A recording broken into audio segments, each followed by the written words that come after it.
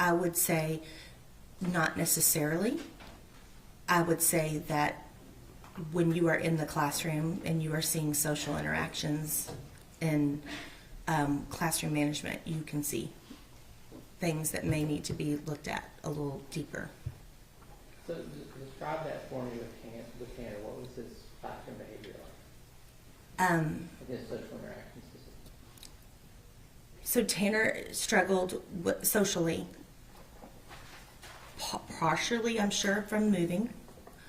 Coming in the middle of the year is hard to do. And so struggling with social social norms, I would say. Do you remember having friends? I do not, but I don't think he was with us. I feel like, I know it wasn't the beginning of the year. I know it wasn't the end of the year. So I don't remember exactly the time frame. I just remember that it was kind of a chunk in the middle of the year. Can you recall like how other children were treating him at that time or not? They thought he was they thought he was odd. He didn't. When you're in 5th grade, you're starting to recognize like that maybe you shouldn't announce to the class that you have to go to the bathroom, you know, that kind of stuff. So maybe a little standoffish, but we also, there were a lot of things that I did to try to build community. Okay, tell me some things about that, about the structure of your classroom.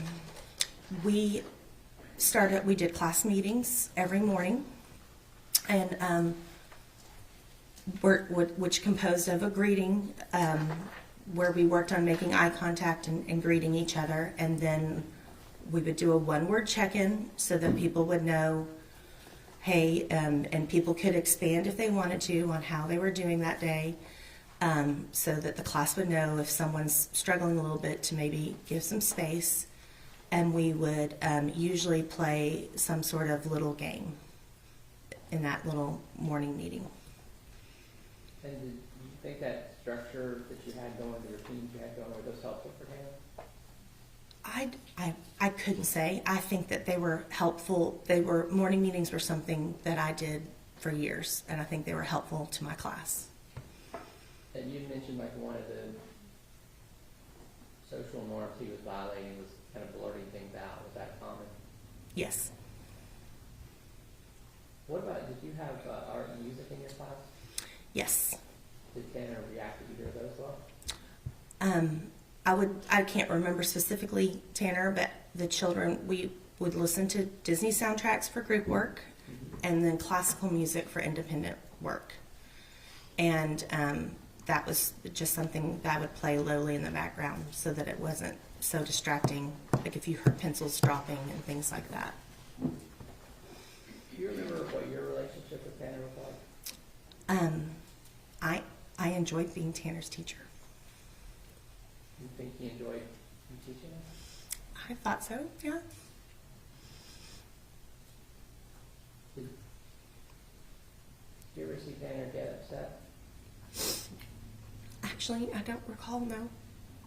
Nothing that sticks out. So for you, you were able to keep him calm and motivated? I think so. I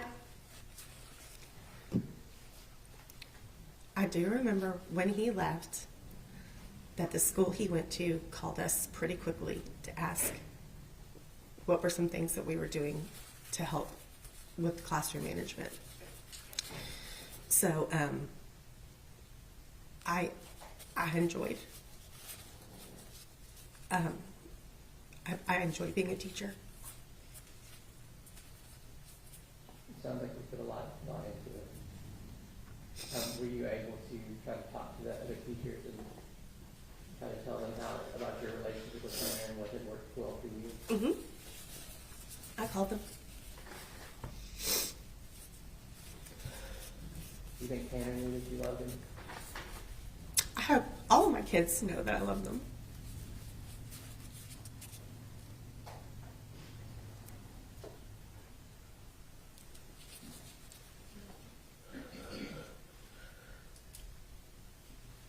talked about Tanner learning out that he had to go to the bathroom, briefly.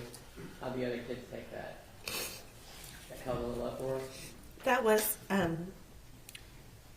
I would take the class to the bathroom. I would only send them in a few at a time. You don't send a whole class into the bathroom together. The rest of us would sit in the hallway and play a game while we waited for our rotations. The time I remember, we were coming back from the library and everybody had their books. And when it was Tanner's turn to go in the bathroom, he brought me his books and said, "Can you take these back for me? Because I'm going to be in there for a while." And which made me laugh. And the kids kind of giggled about it too. So. Was there a story about the Mad Libs? Yes, Mad Libs was something that we would do in our morning meeting. It's a good way to learn parts of speech. And Tanner I remember him really loving to do Mad Libs. And we were having a class party. I'm assuming Valentine's, because you only get 3 parties. He really wanted the class to do Mad Libs. And I said, "No, the class doesn't want to do that. We're going to do this." But I said, "But you can take the Mad Libs book and you can do it if you'd like to." And then Could you spell that? Mad Libs, Uh-huh. like the old from the 60s, like the MADLIBS.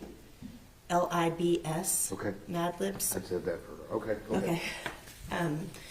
I told him that he could do the Mad Libs by himself if he'd like to, and he did, and he was very much laughing and enjoying himself, but really I could tell he was trying to sell it to get everybody, because doing a Mad Libs by yourself, you know what your adjectives are and your nouns are. It kind of,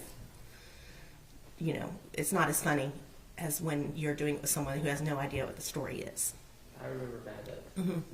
Mm-hmm. What about the story about shampoo? There was a day where Tanner came and he had his snow hat on, and he came to school and he sat down and he took his hat off, and I looked at his hair and it had some dried bubbles in it, and I said, "Tanner, honey, do you still have shampoo in your hair?" And he immediately felt it and said, "Oh my gosh, I forgot to wash it out." And so I sent him to the nurse so that she could help him get his hair washed out. Did you take care of it? Mm-hmm. Your Honor, may I first? Yes.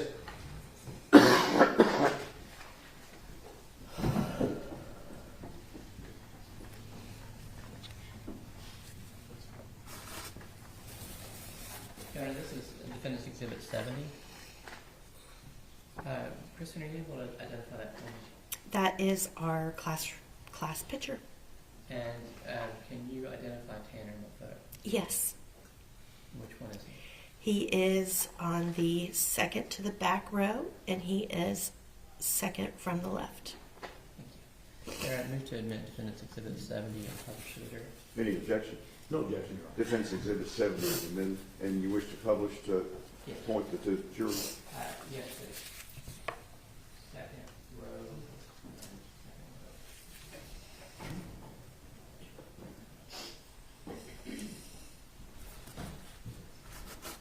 Now, what's the version that you had? Okay.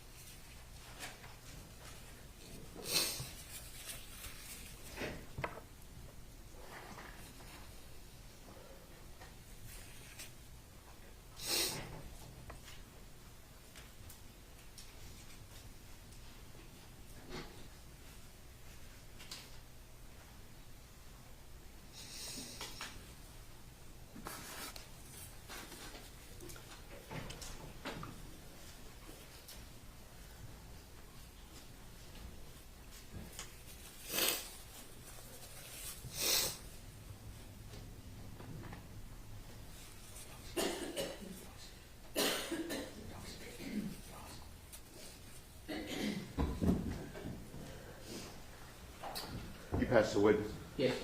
Cross-examination. Thank you, Your Honor. Ma'am, I just have a couple of questions for you. My name is James Stainton, and I'm the district attorney for Washington, Jack County. And I get the idea, ma'am, that you love all of your students, don't you? You're one of those teachers, right, that loves all your students. And is that, yes? Yes. Yes, okay.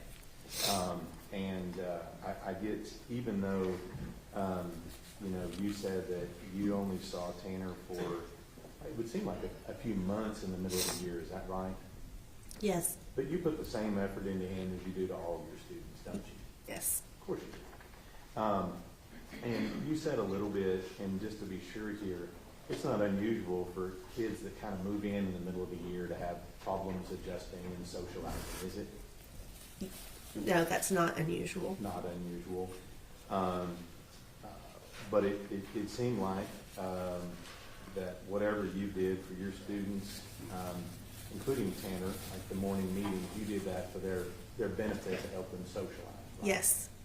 And you don't have anything to say, even during that short period, that you knew the defendant, Tanner Horner, that he had any problems with that? I'm having sorry. the morning meetings and doing the things that you needed him to do. Yes, he enjoyed the morning meetings. Yes.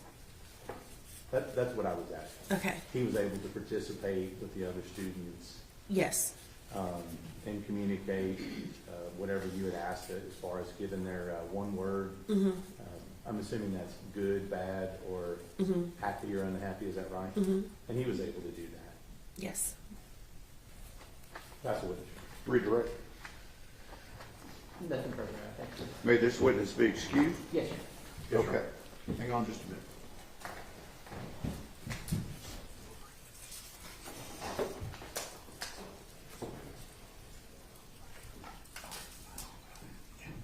Okay. You'll follow deputy. Who do you have next? Yes.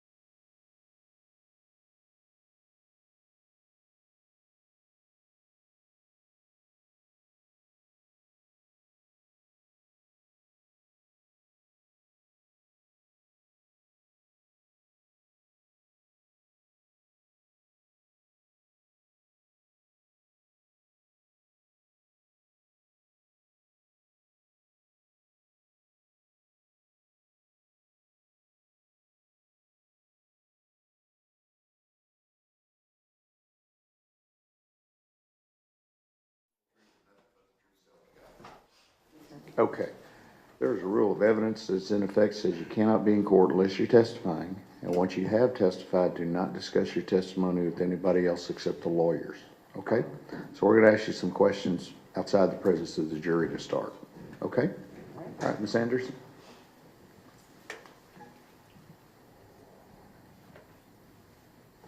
I'm not sure, Your Honor, what you would like me to ask. Well, I'm going to kind of treat this like a 705 hearing. So, Oh, I okay. mean, or I can let the state go first. It's whichever way y'all want to do it. Oh, well, Your Honor, it's not my objection, so, I mean, have asked for this to take her on board hire, so Okay. I think they get to go first. Okay. And Your Honor, for purposes of the record, the witness has requested that we use her name Beth Okay. instead of the full name, That's fine. and we'll provide the full name to the court reporter. Okay.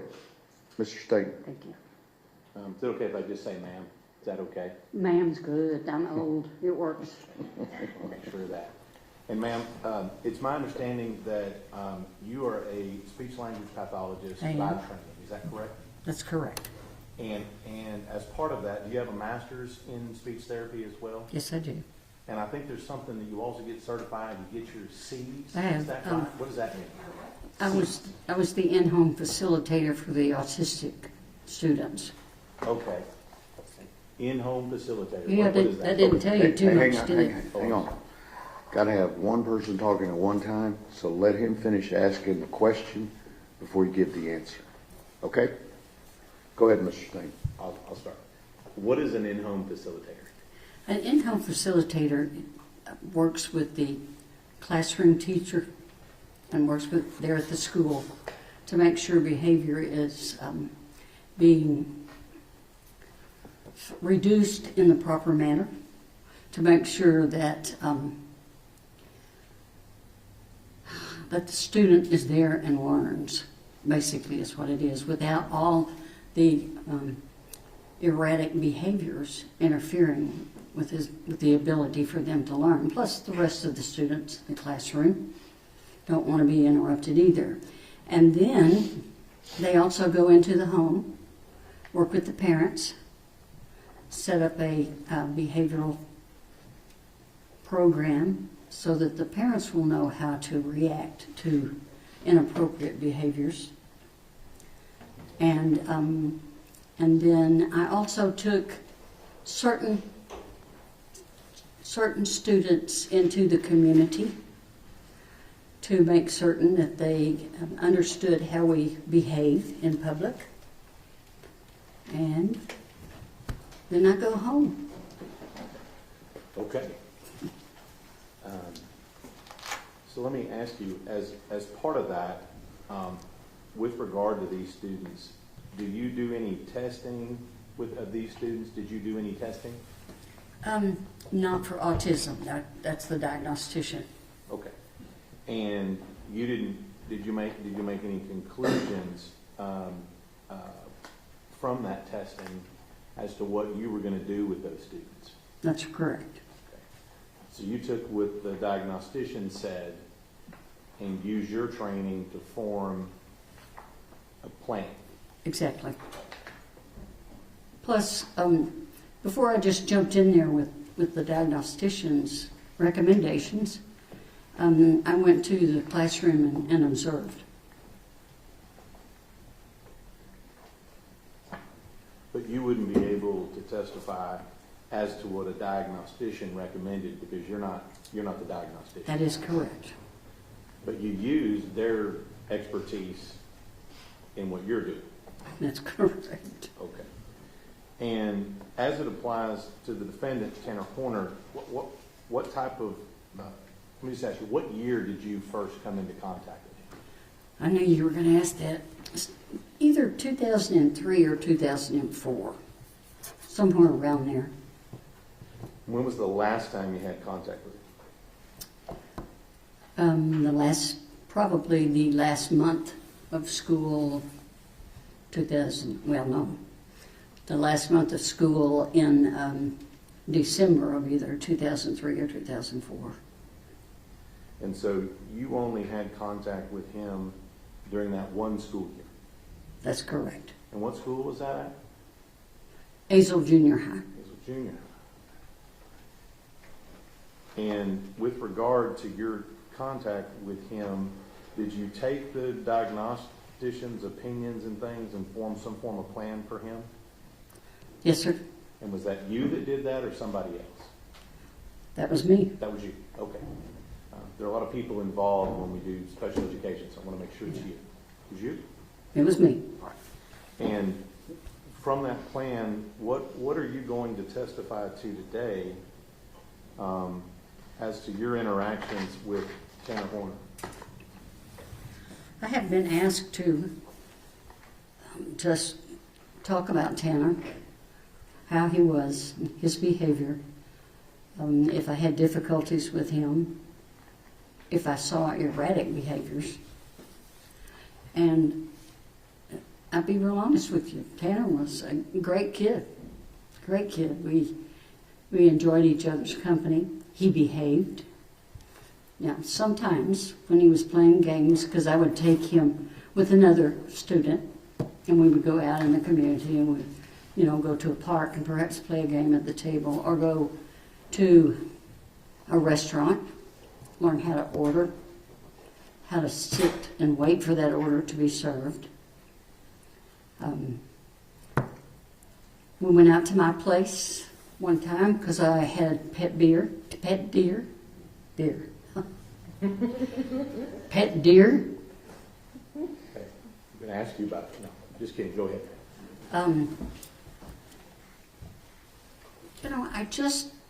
I just worked with them, with these students, to help them learn coping to whatever the situation was.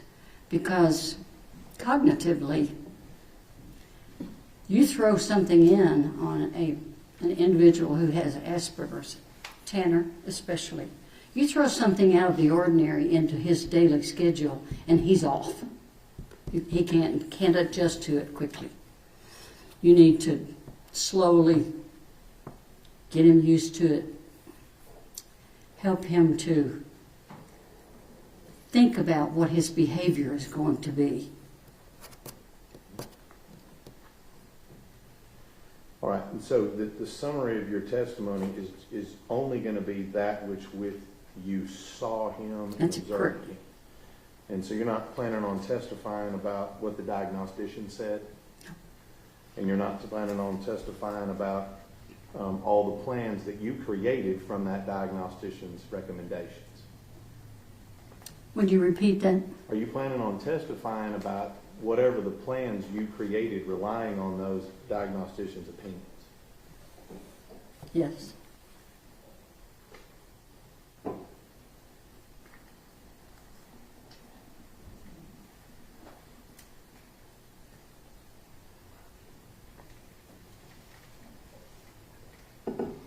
I don't have any further questions. Ms. Anderson? Hi, Beth, how are you doing? Doing well, thank you. Hold on one moment, let me get to my other notes. In formulating a treatment plan, are you required to rely, or is it necessary for you to rely upon the results and reports of other people, such as a diagnostician? The diagnostician and the teacher. Yes, ma'am. Are the treatment plans that you provide and that you perform and develop, are they based upon your training and experience? Yes. Are they based upon your personal observations? Yes. Are they based upon your interviews with the student or with the family and teachers? Yes. And for today, let me back up. Are all of those things that you obtain, are those necessary in order for you to provide a treatment plan and develop a treatment plan? Of course they are. Are your treatment plans tailored to each student? Exactly. Why is it important to tailor it to each student? Repeat. Why is it important to tailor it to each student? Well, to meet their needs. Are you here to offer an opinion whether the diagnoses that was given to you from the diagnostician were true and accurate? To the best of my knowledge, Well, are you here to give an opinion about the diagnoses? Or- yes, I can do that. Well, have you been asked to give an opinion on that, I guess I should say? Or are you here to talk about the treatment plan that you provided for Tanner? I haven't been asked. Not yet, anyway. Not right? yet, that's right. Okay. But is it your understanding that today, when we get in front of the jury, that you will be asked to tell the jury what your role was in Tanner's life during that time you spent with him? Yes, And are you here to tell the jury about the activities that y'all did? yes, And are you here to tell the jury about why you chose the activities that you chose? yes, And are you here to tell the jury about, again, your observations as to how Tanner responded to those activities? yes.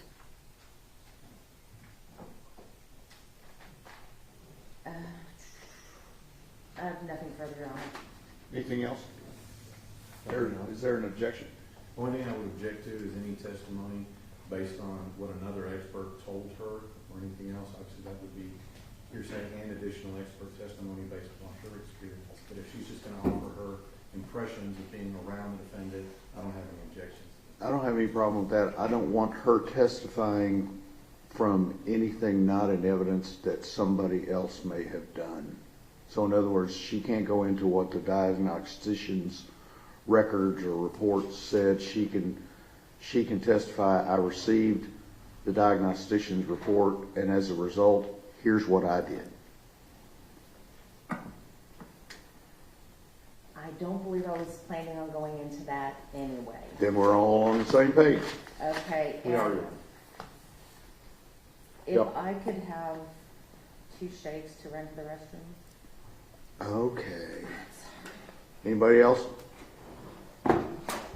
Nope. All right, 2 minutes. We got 2 minutes. We may need 3 now that he's spilled.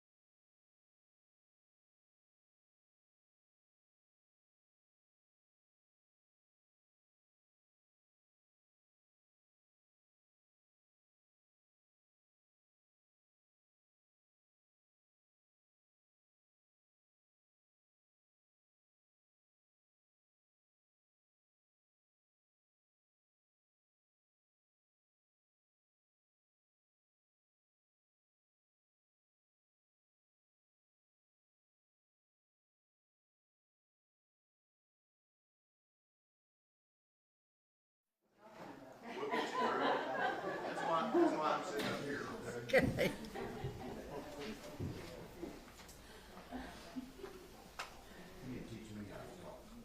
You're doing well. Am I supposed to stand up?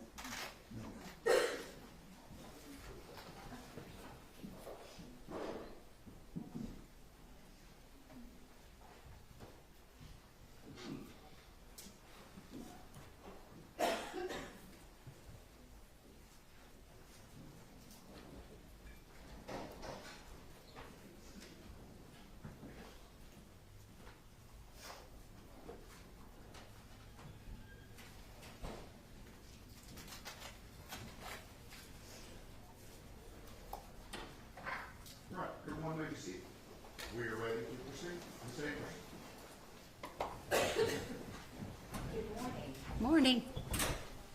Now, for the purposes of this hearing, we're just going to call you by first name, Beth, is that okay? That's wonderful. Well, Beth, if you'll please introduce yourself to the jury. I'm Beth Weaver. I was an in-home facilitator and a speech and language pathologist. Now, you kind of jumped ahead on me. You said that you were a speech pathologist, and that you seem to use that in past tense. Have you retired? Oh, yes. Oh, yes. Mm. As a speech pathologist, what did you do? I worked with, when I worked in the school district, I worked with students who had cognitive deficits, who had speech impediment, who had dysphagia or swallowing difficulties, who stuttered. I worked with a lot of the students from resource that just had a delay in language and difficulty understanding what was really being asked of them in the general classroom. Did you work with students with neurodevelopmental disorders? I did. Beth, before you retired, you mentioned that you worked with the school district. What school districts did you work with? All of them. Fort Worth ISD and Azle. Now, Beth, you also told the jury that you were an in-home facilitator. What is an in-home facilitator? An in-home facilitator is an individual who tries to help the student adjust to the classroom, what's expected of them in the classroom, how to behave in the classroom, and also goes into the home, works with the parents, makes sure they have a program that would work on the behaviors that need to be worked on. And then I also took individuals out into the environment, teach them how to order at a restaurant, teach them how loudly to talk at the table and how loudly not to talk, and just teach them etiquette and go over situations that they have difficulty staying within the lines of what we consider to be close to normal. Now, you said that you worked with the families as well. Why would you work with the families?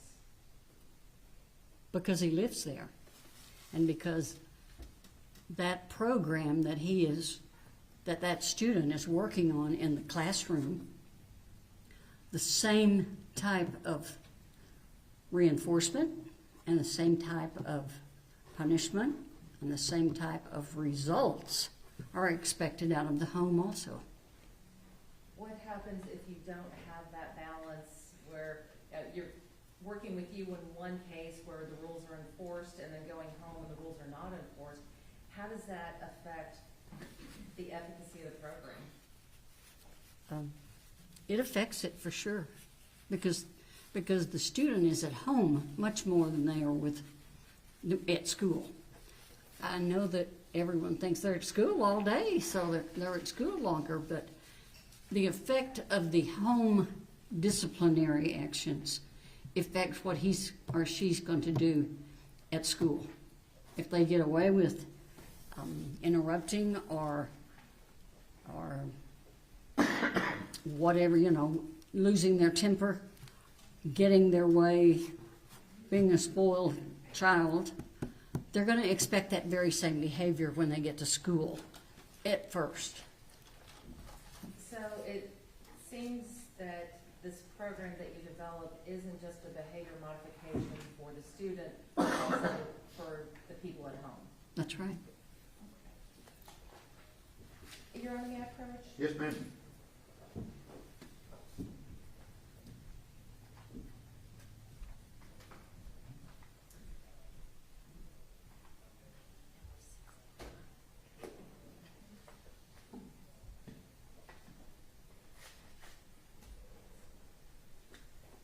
Beth, I'm going to hand you what has already been admitted as defense exhibit number 69.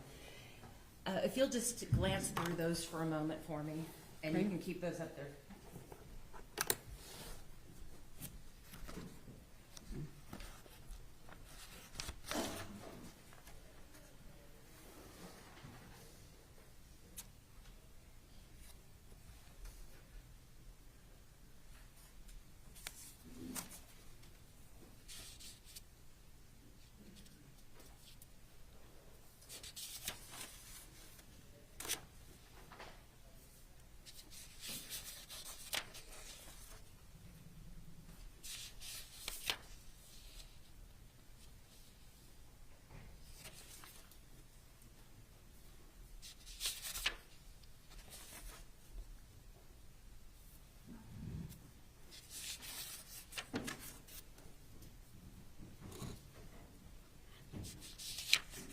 And Beth, while you're glancing through those, I was just going to ask you a couple of questions.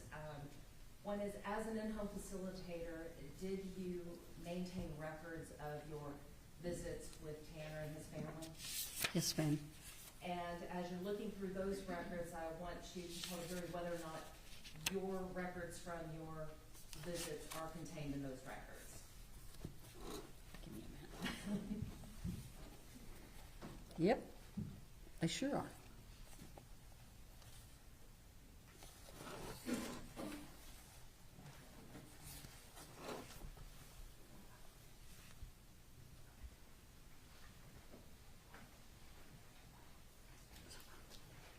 Okay, I'm sorry. Are the records that you? Yes, they are. Okay, thank you. Beth, are the services that you provide to the students, do they fall into the category of being therapeutic? Yes, Why is that? because we're changing behavior. Did Azel always have in-home facilitators? No, ma'am, I was the first. You have met the first. When did they start using them? 2003, I believe. Maybe a little bit in 2002. What were some of the reasons a student might qualify for an in-home facilitator?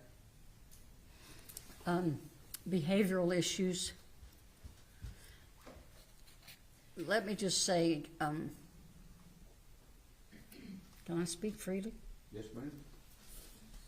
Autism is, Well, hang on, let's do this. Let's do a question and answer, okay?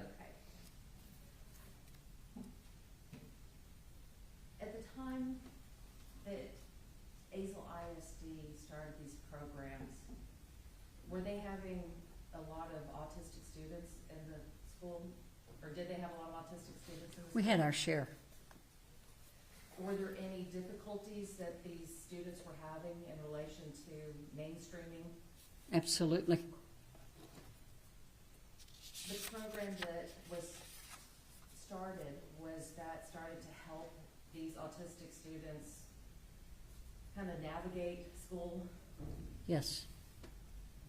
And your role in that was as a navigator? Yes. When the program first started, how many students were you responsible for?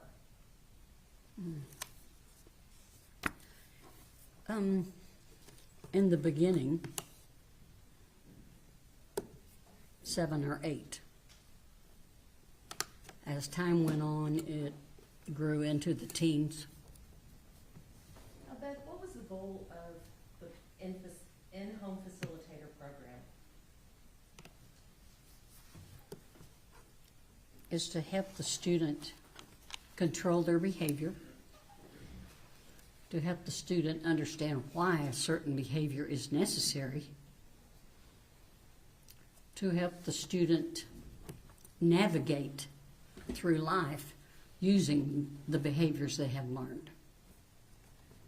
How was it determined, or how did ISD decide who was in or wasn't in the program?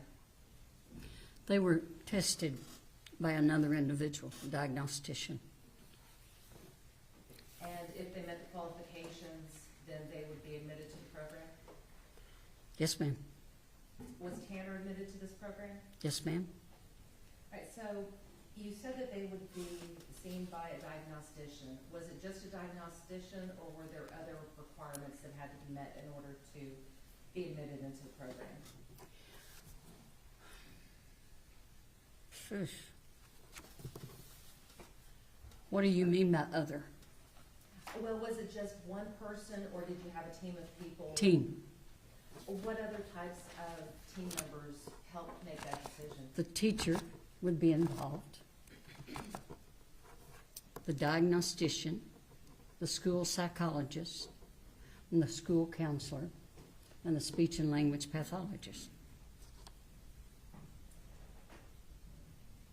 You mentioned a whole set of goals that the program had.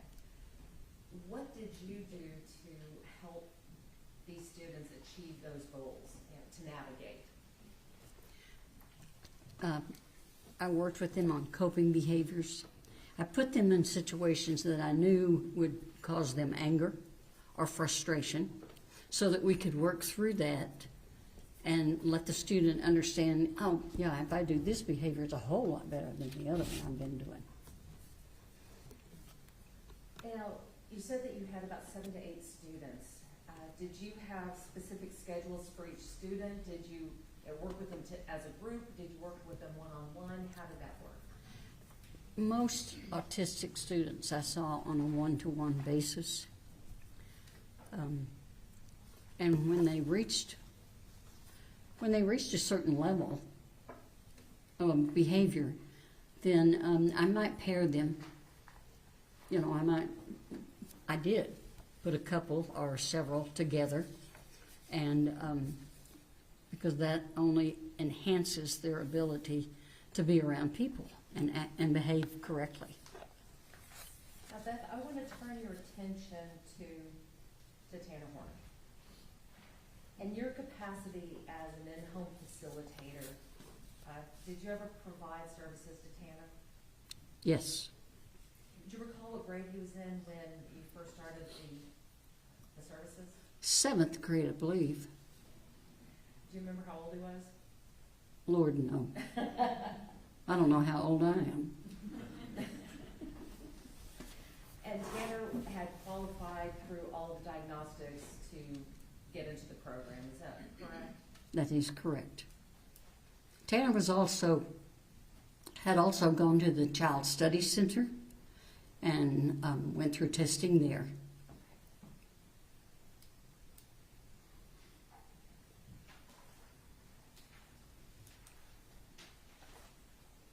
You want me to have a moment? Yes, ma'am. Y'all wake up. Don't stay awake.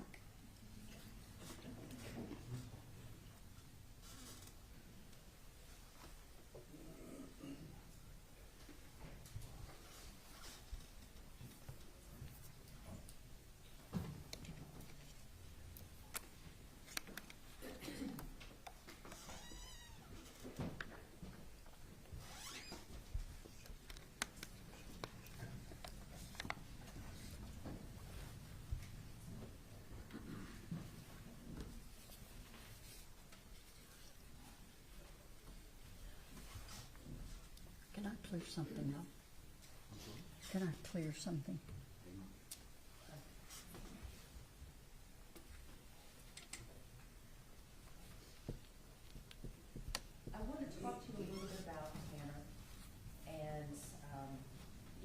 with him. When you worked with Tanner, did you have the opportunity to observe his behavior with other students? Yes, Did you have the opportunity to observe his behavior with his teachers? yes, Did you have the opportunity to go into his home?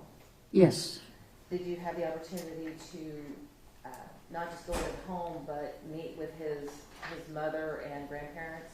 yes, Did you take him out into the community? yes.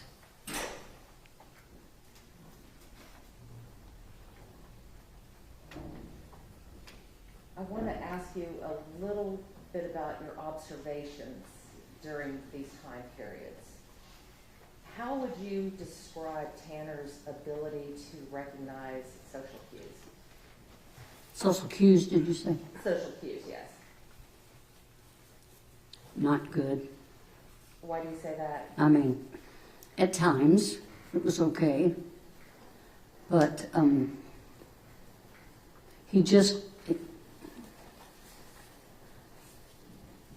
his cognitive abilities stopped at a certain point for him to be able to understand jokes, teasing, bullying. He was definitely bullied through school. And those were aggravating to him. And he got angry, of course.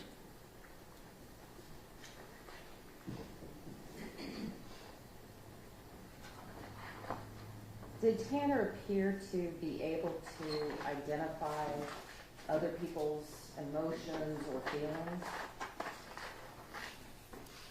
At times. Do you feel that he was able to understand boundaries? No, Why do you say that? because it's true. That's all I can say is,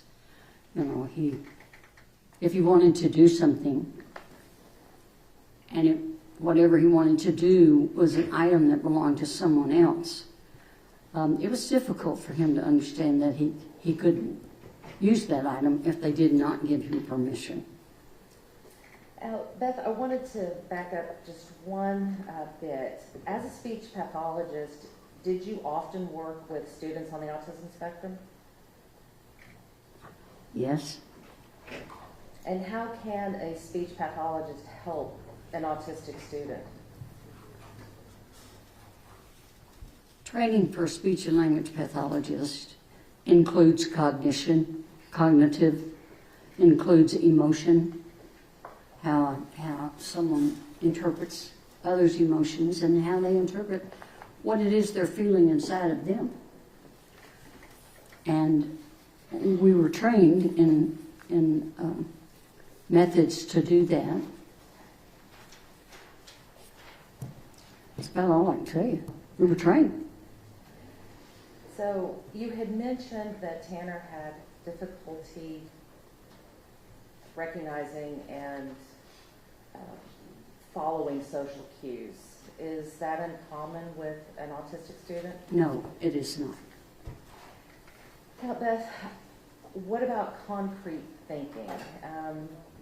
Can you explain to the jury what concrete thinking means? I can. Well, as you know, the difference between concrete and not concrete. Concrete thinking is the ability to think on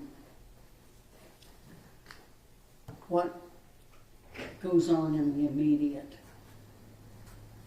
I'm not sure I know where you want me to go with this. I guess what I'm getting at is during the time that you worked with Tanner, did he ever exhibit concrete thinking and taking things too literal? Oh, yes. Can you give me an example of that? Well, if someone, if he were in a classroom and someone was playing a joke on him, number one, he couldn't interpret that as a joke if it was offensive to him. And instead of just dealing with that in a manner that would be accepted, he gets angry. His anger would be pretty bad at times. Did you ever see him lash out at any other students? I have never seen that. Were you ever concerned that he might lash out at other students? No, ma'am. You had mentioned that when playing with students, other students, that he could get angry. Could you tell what the basis of the anger was? I mean, was it because anger to get anger? Was he frustrated? Was he annoyed? Could you tell a difference? He basically he couldn't understand it. Just couldn't understand it. When playing with other students, did you ever see him become frustrated with the process? Yes. Can you give the jury an example of one of those instances? I can't remember the name of this game years ago. It was a card game. You collect the cards and then you play I The can't remember. Pokemon? Might be that, for sure. When I had him with another student, they would play that. They couldn't wait. That was exciting to them. But if the other student did not follow the rules, and believe me, Hannah knew the rules. He just didn't understand all of them, but he could quote them to you. If the other student did not follow those rules, he couldn't take that.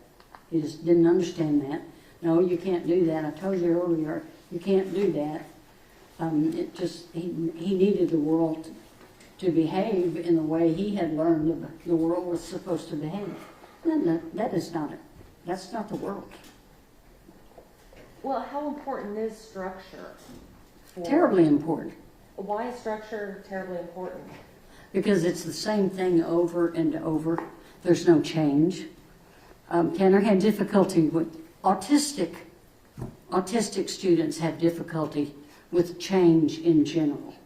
Any change in the routine, that will set them off. They can't adjust to that. If you sat down with them and you told them ahead of time and you kind of worked them through it and you helped them to decide, well, my behavior needs to be this and not this, then they would do all right. But if it was just a change, just happened, that just messes their day up. They cannot adjust to that. They have to learn coping techniques to do that. Is this one of those things that you worked on with Tanner during the program? Yes, ma'am. All right. Now, Beth, before I get into the actual program that you had with Tanner, I want to go back to you collecting all the information in order to develop that program. Okay. Now, before you had talked about the importance of going into the home and speaking with the parents and the grandparents and the caregivers in this case, did you, and I believe you told us that you had gone to Tanner's home Yes. and you had met with his mother. Yes. And you No, met with his I met with grandparents. his mother briefly, Okay. mostly grandmother. How important is it to go to the place where the student lives? Why does that matter when you're developing a program? Well, it gives me an insight into how they live at home, the circumstances and the environment that they live in. And all of that, of course, affects our behavior. Well, you said that it can affect your behavior. How can home life affect the behavior of a student who is on the spectrum? No different than from any other child. Okay? Home life affects every child. The difference is a child who is not on the autism spectrum can adjust to those changes and can go on with the day in a normal manner. Children with autism cannot adjust. They have difficulty adjusting to those changes, and it's frustrating to them. And that's where you come in to teach some coping skills to help them adjust to those changes. Yes, ma'am. You said that you briefly met his mother. What was your first impression of her?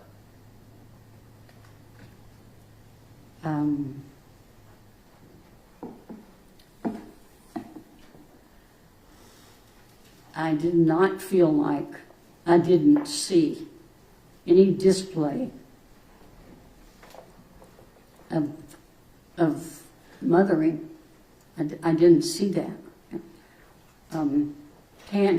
Tana was upset because she was there in the home and she would get into his things. He didn't like that at all. And she wasn't in, I didn't, like I said, I didn't see her very often. I know I saw her once and I possibly could have seen her twice. She did not, she was not a mother. She just wasn't a mother. She just did not have the motherly instincts. She had problems of her own. And Tanner was put on the back burner. May I have a moment, Your Honor? Yes, ma'am.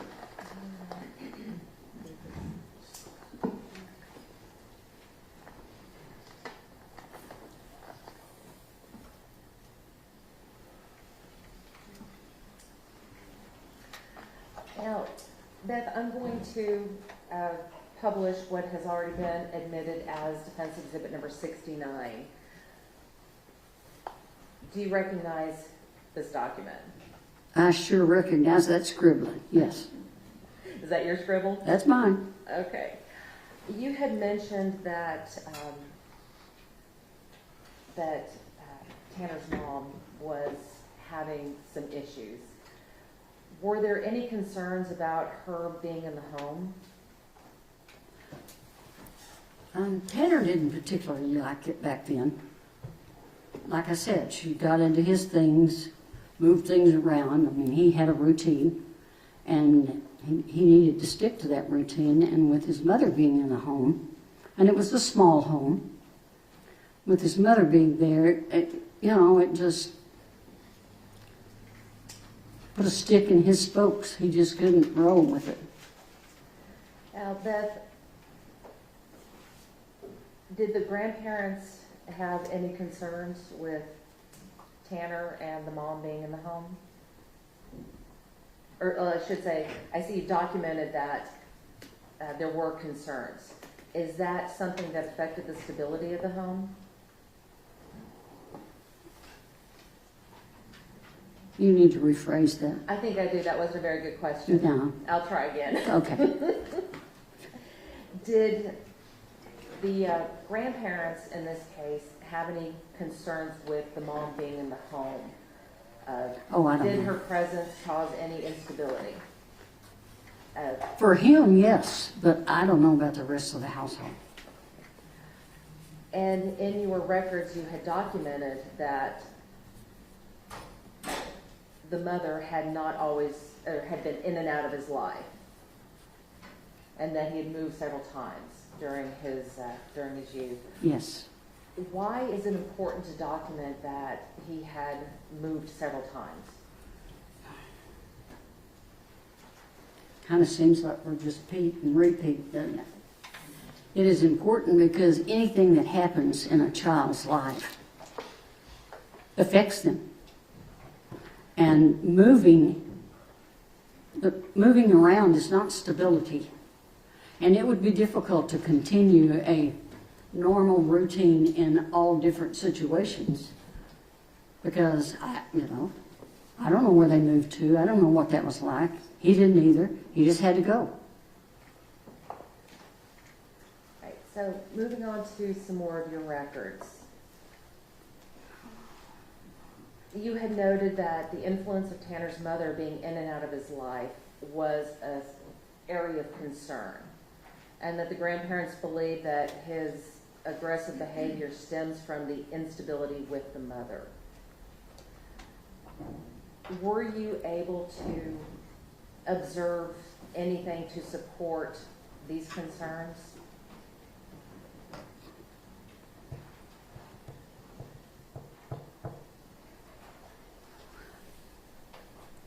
where did I get, are you asking me where did you get the idea that they were concerned about the mother being in the home? Yes. Well, actually, the grandmother said to me at one meeting that when the mother was there, that she said her being here infringes upon Tanner's routines. And we've already established that routines are important, right? Absolutely. And I wanted to note one more concern where the parents were concerned that MDT for Thursday. What is that? What is an MDT? I don't remember. Okay. And did you, could it be multidisciplinary team? Did I what? Could it be multidisciplinary team? Oh, I bet it is. We could just make something up. Nobody knows. Now, Beth, one of the things that was noted in your records was that the mother was back home and therefore Tanner's behavior is not exactly the same as before. Would that indicate to you that the mother's presence caused these disturbances? My opinion is yes. And one of the other concerns was that the effect of mom being in and out of his life. Sure. Oops, getting ahead of myself. Okay. Did Tanner's mom ever get involved in any of the sessions that you had at the home? And Judge, we can turn up the lights if you want. Okay. Oh, Let there be light. let there. Ask that again, please. Okay. Did Tanner's mother ever get involved in any of the sessions you had in the home? No. Did she ever make her presence known during these sessions? She was in the room, and that's it. And would she ever make any comments about what was going on during the sessions, even though she wasn't directly involved with No. them?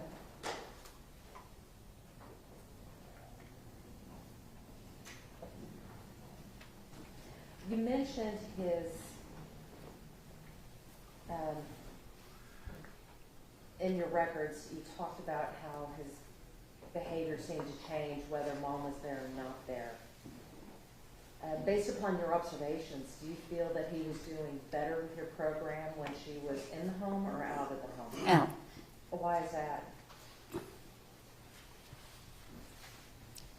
Because her being in the home interrupts his routine. Also in that home was his grandmother. Did you, what were your first impressions of her? She's a lovely lady, and she tried her best. Did she have her own issues? Probably. We didn't discuss them. Did you have the opportunity to watch Tanner and his grandmother interact together? Yes, a little bit. Sure. And how'd those interactions go? It's according to what she asked Tanner to do. But mostly, it was okay. I mean, I'm sure they had their differences, but I never saw him get angry at his grandmother. Over the course of your sessions with the family and with Tanner, and based upon your observations, did his grandmother seem to love Tanner? Oh, yes. And did Tanner Oh, seem yes. to love her? Oh, yes. They adored each other.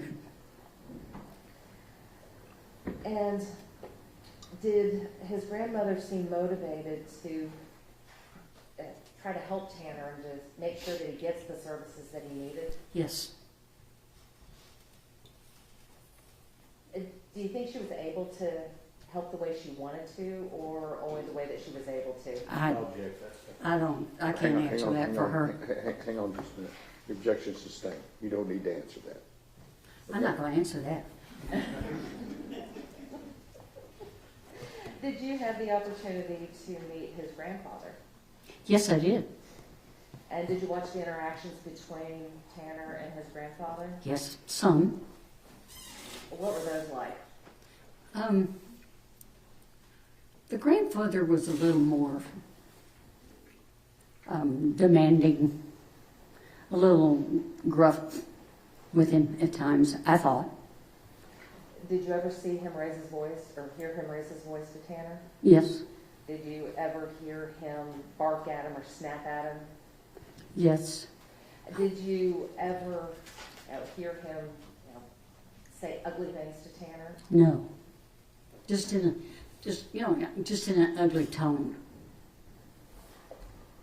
When this happened, were you able to watch Tanner's demeanor and how he accepted this? Yes, And how did his demeanor change? yes. How so? You could tell it upset him. You could tell he wasn't happy with what he was being asked to do, and certainly not the way he was being asked to do it. Was his grandfather very involved in this program that you No. established? Not really. Did you ever try to get him involved in the program? No, Did he ever express any interest in trying to help out? no, Did you ever meet with him to try to work with him on how to handle a child that was on the spectrum? we talked about behavior and how one person's behavior can affect the other person's behavior. But no, we didn't get it. He was a serviceman. I didn't push him too far. Did he seem receptive to your information? No, Did he seem to understand what you were doing was so important? no. Did he seem to care? Well, I think he cared because I was in the home, in and out of the home, and it's not that we didn't get along with each other, because we did. He just didn't understand. He had no understanding. He just wanted Tanner to quit having his tantrums, to behave. And he was the one setting Tanner's behavior off. So it was kind of like a vicious cycle? It was, yes ma'am.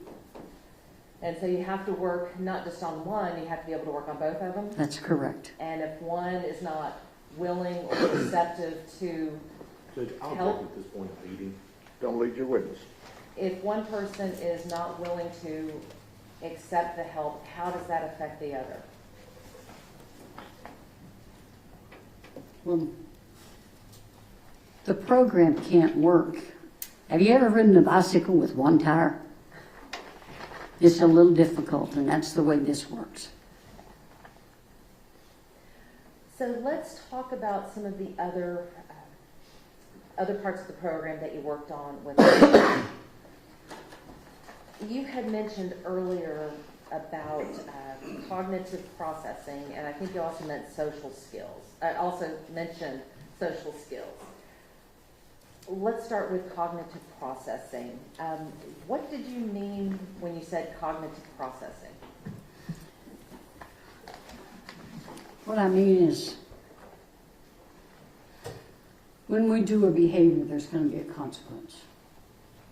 And in the normal way the brain works, you can foresee what that consequence may be. So you tell yourself, we don't want to do that. He doesn't foresee that. He just can't foresee that. He has to learn, he learned coping to stop and to think about it. What have I just done?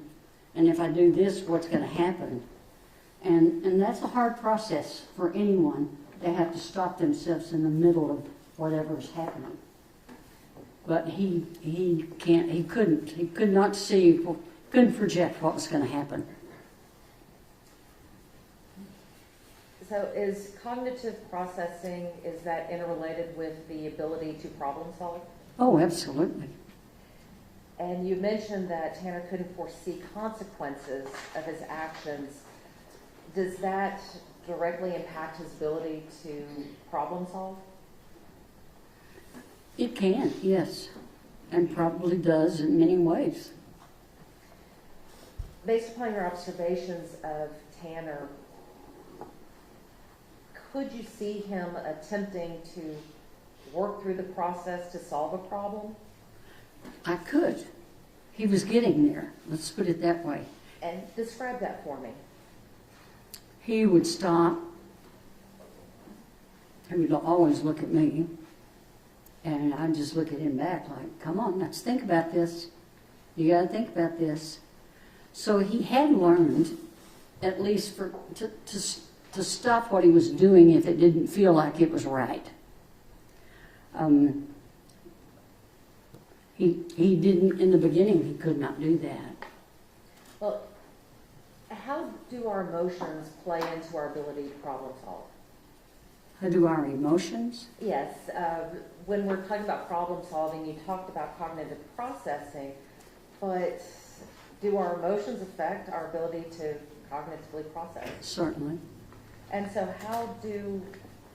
were you ever let's try that again.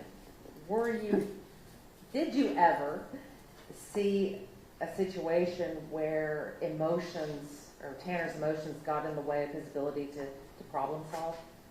Yes. For instance, playing the game with the other student, you know. He knew those rules.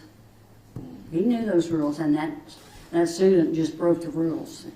And so I would watch him, and he got to where, when that happened, he would stop and think.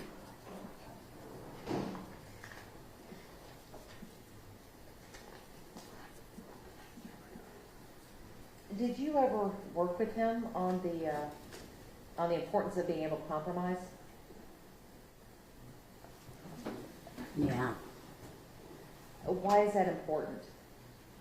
Because when you're around people, you have to compromise. It's not all about you.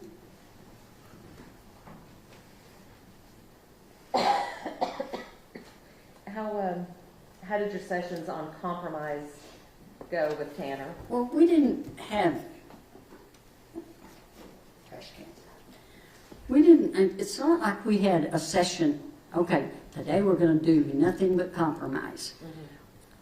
The compromising goes along with the problem solving and hopefully the understanding of what's going to happen. If a certain behavior is displayed, this is going to happen, and that's not good. Yeah, Beth, you had also talked about the importance of learning social skills. Why is it important that we learn social skills? Because we live in a social society. What kind of social skills did you work on with Tanner? We worked on talking about what other people wanted to talk about, not always what we wanted to talk about. Allowing other people to join us. You know, if he's working on something, he's doing real well, and they come over and want to join him, you know, let's let them. Maybe they have some good ideas. You had mentioned earlier about community outings. What kind of outings would you take Tanner on? We went to the park. We went to restaurants. We went out to my house to see the deer.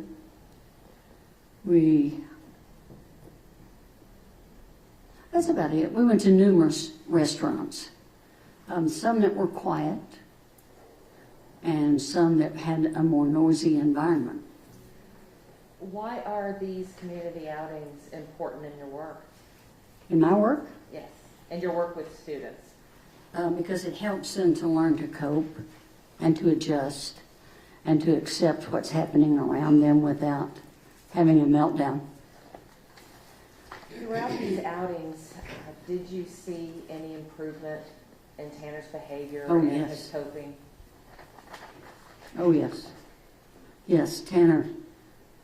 At first, the first restaurant, he talked too loudly. And, it interrupted people around us. And as it went on, he learned not to do that. And he would ask me, am I talking too loudly? I would say, a little bit, yep. And he would adjust. Now, Beth, I have some more of your records here. And one of the things that was discussed was the ability to reduce Tanner's tantrums and increase socialization skills to allow him the privilege of having friends. Yeah. Did Tanner have a lot of friends? No. Tanner was bullied at school.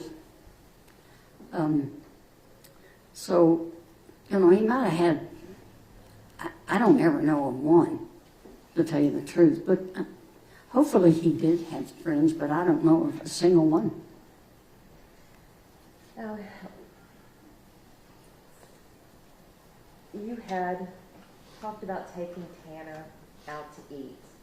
And one of the notes that some of the behavior that you observed was he was excited to go with me to get a bite to eat. He was awkward when ordering his meal.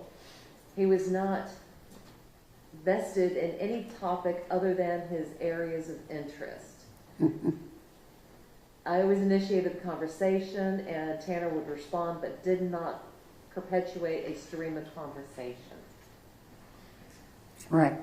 Not unless it was his interest. Was this uncommon, or is this uncommon with a person on the spectrum? No. And as you proceeded with these community outings, you said that you were able to see some improvement?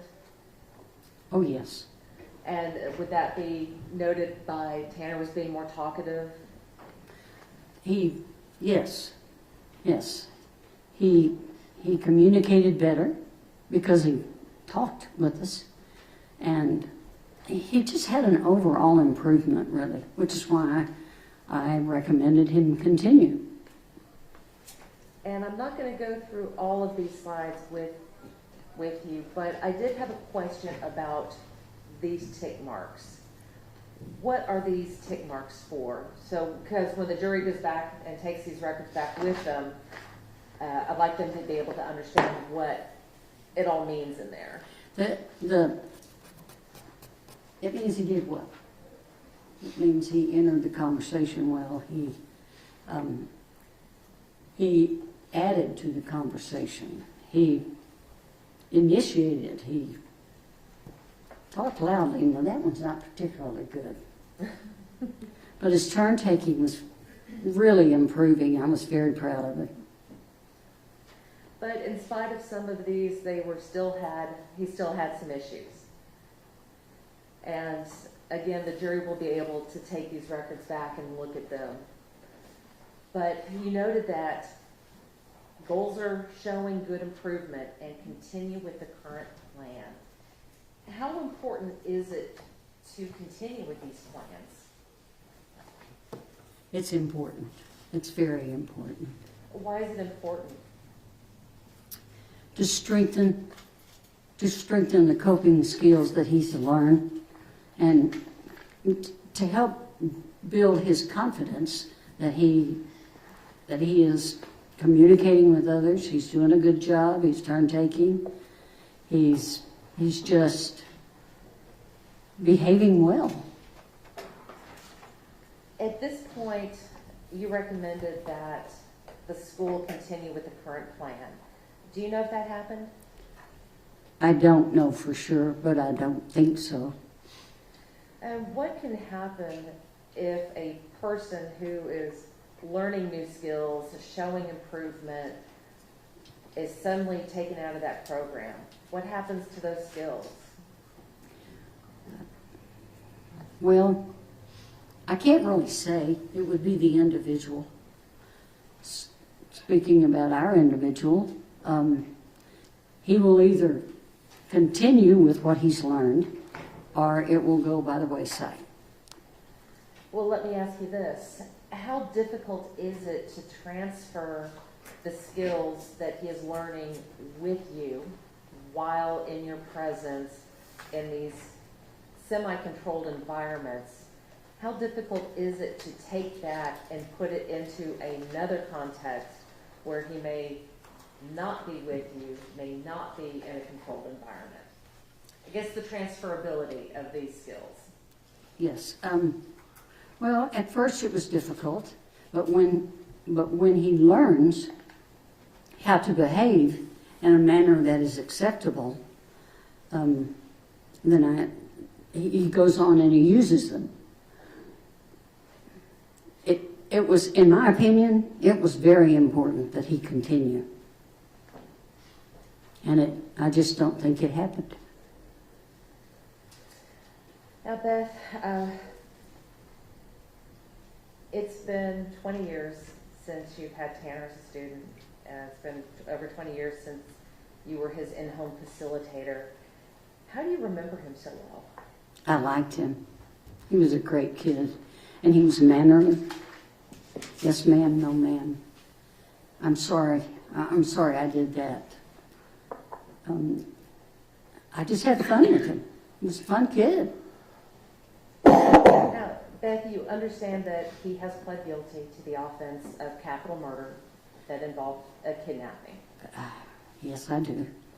And you understand that there have been other allegations involved with that kidnapping and murder of Athena. I don't know that. I have not involved myself in anything. Now, Beth, are you saying that Tanner's autism was, the reason why this incident occurred? No. Do you feel that it's an excuse for what happened? No. Do you feel that it justifies No. doing what he did? No. Do you feel that it's a defense to what he did? It's what? A defense to what he did? No, I don't. I'll tell you where it comes in my mind, is this young man should have never been in that truck by himself. Now, Beth, I want to go back to one last question, and that is, when you were Tanner's in-home facilitator, did you enjoy spending time with him? Did I what? Did you enjoy spending time with him? Yes, very much. All right, Your Honor, I'll pass the witness. Mr. Staten, do you anticipate much cross-examination of her? There's been a lot gone over, Judge. I don't know where it's going to go. All right, let's take our morning break, okay? We'll start back up at 10 minutes. 10 minutes to 11.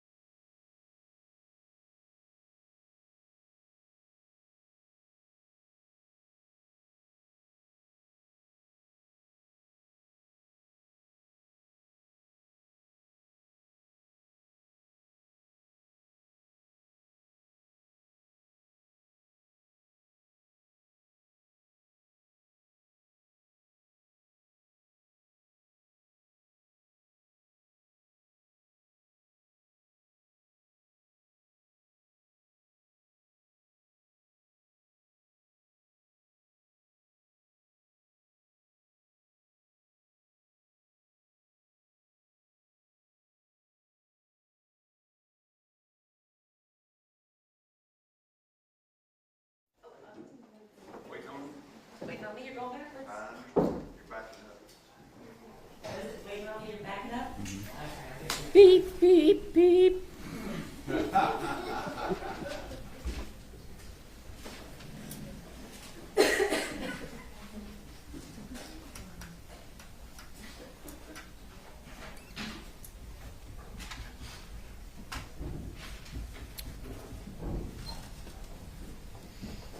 What are we waiting on? Yeah, they're important.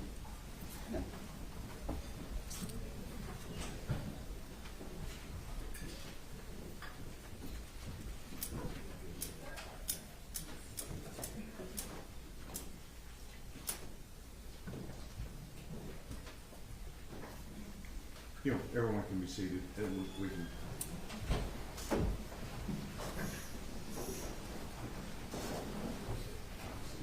All right, Mr. Staley, cross-examination. Thank you, Your Honor. Ma'am, I appreciate you being here today. Thank you. And your work with our youth for so long. Appreciate that. I'm going to go through just a couple things with you here, and we'll let you get out of here, okay? I appreciate that. Ma'am, it sounds like to me that even in the limited time that you knew the defendant, Mr. Horner, it seems like you put a lot of work into it. Is that right? Yeah, I did. And I take it from your explanations of things, this was not unusual for you to put this type of work into a student. Don't ever get my job. Yeah. Well, you have to.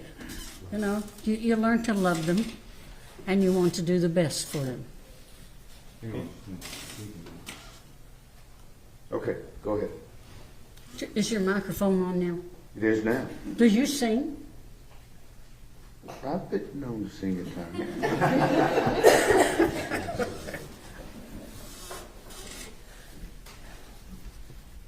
All right, back on top. Back on topic. And it's fair to say, though, that whatever you're talking about today about Mr. Horner is from 25 plus years ago. Is that right? A long time ago, yes, sir. And so I'm going to go through a couple of things here. But what you do remember, and you've looked at your records there, is that he had the capacity to change his behavior. Would you agree with that? Yes. And you Not as easily as children that aren't under the autism spectrum. But yes, his behavior can be changed, and it was. Right. And you noted that in your report, and I think we saw the little hash marks and things on there where you're giving him a score that says he's doing better as you're working with him. Is that right? That's right. And it seems like for all your records, he continued to do better throughout your training with him. He did. And this is through, you said the 7th grade, is that what you said Yes. earlier? And at some point, it's up to him as to whether or not he continued with his positive behavior or not. That's true. Now, we talked a little bit about the family situation. And it looks to me from your records, and I think one of your records said specifically that the grandparents were always a stable factor in his life. Did I read that right? That sounds like something I would write. Okay. Because I felt that way. All right. I'll leave it at that. And because of that, I think you said that his grandparents, one or both, would at least attend your sessions or meetings or what have you. Is that right? Except when we had our outings to restaurants, etc. But yes, they were there in the home. All right. And you'll agree with me, being there in that home, if you had seen anything that you felt was a problem in that home with the grandparents, with Mr. Horner in the 7th grade, you would have reported that, wouldn't you? Yes, I would have. Because that's because you're a mandatory reporter in Texas. That's correct. So you felt comfortable being in the home and working with Tanner in and out of the home. Yes, I did. And so as part of that,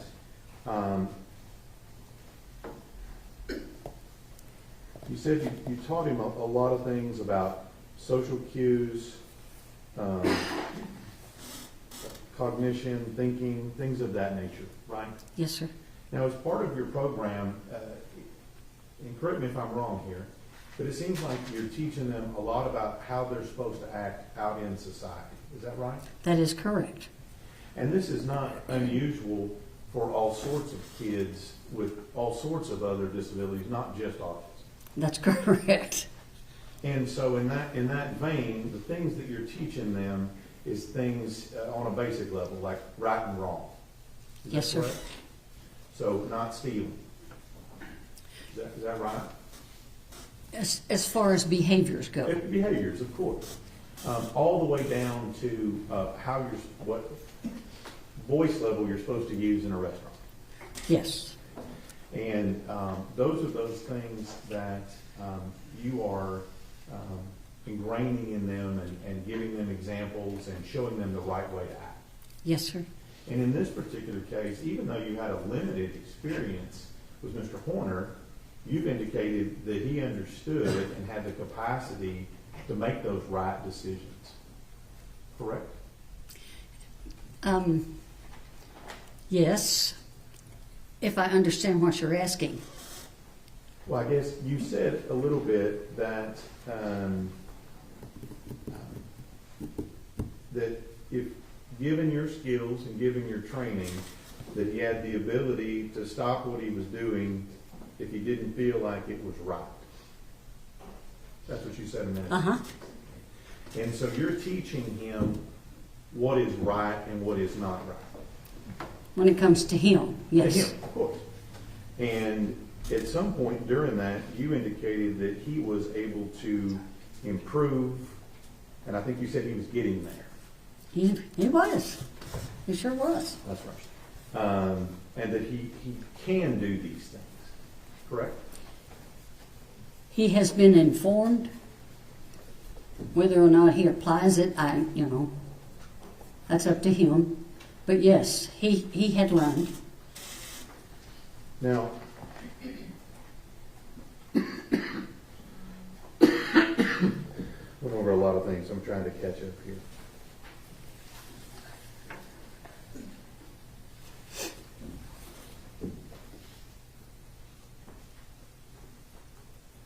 So we talked about kind of this relationship. It seemed to be a little bit of a tense relationship with the mom being there and the grandparents participating in it. Would you agree with that?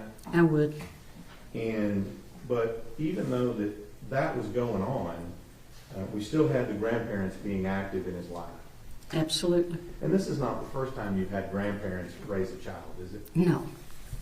And even if mom was being disruptive or causing a problem, that was Mr. Horner's base was his grandparents. That's right. And I think you talked about his grandma. I think you described her as a lovely woman. Is that right? She's a very lovely woman. And I think you described grandfather as a little more gruff. I think that was your word. Rough, cranky. Yeah, Cranky. that was Bill. Kind of a get off my lawn kind of guy.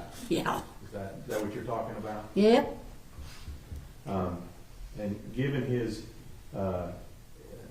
military experience and where he had been in the world, did you blame him for being a little gruff? Not at all. Because you remember he had been a soldier at some point. Is that right? Yeah, I believe in the Vietnam War. Exactly. So when we're going through this and we're talking about Tanner, you at least attempted for the time that you were with him to teach him those skills that we saw up on the board. Yes, sir. Now let me ask you this.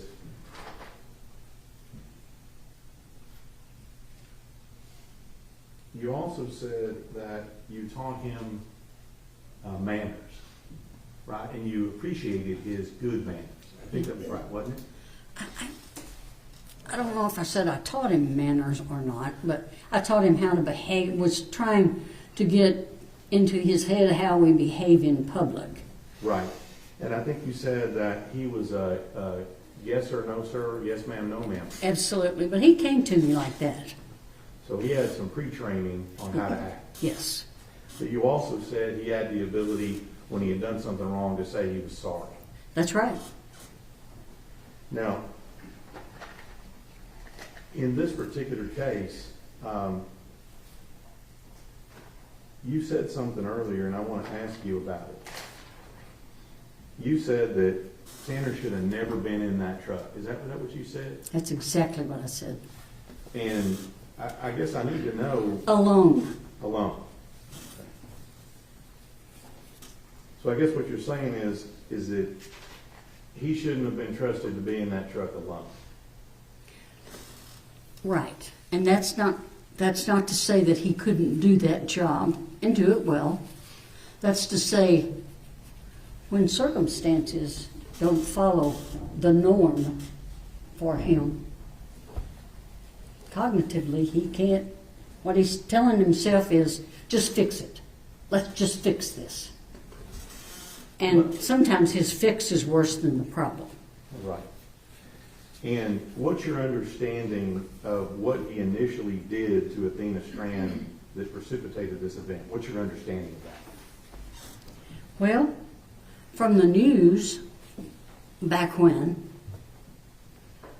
we lost Athena, it's my understanding that he was backing the truck up and bumped her, or I don't know, hit her with the truck some way. Mm-hmm. And that's why you're saying that he shouldn't have been alone in the truck. That's Because right. your understanding is that he hit her with the truck. That's right. Think about it.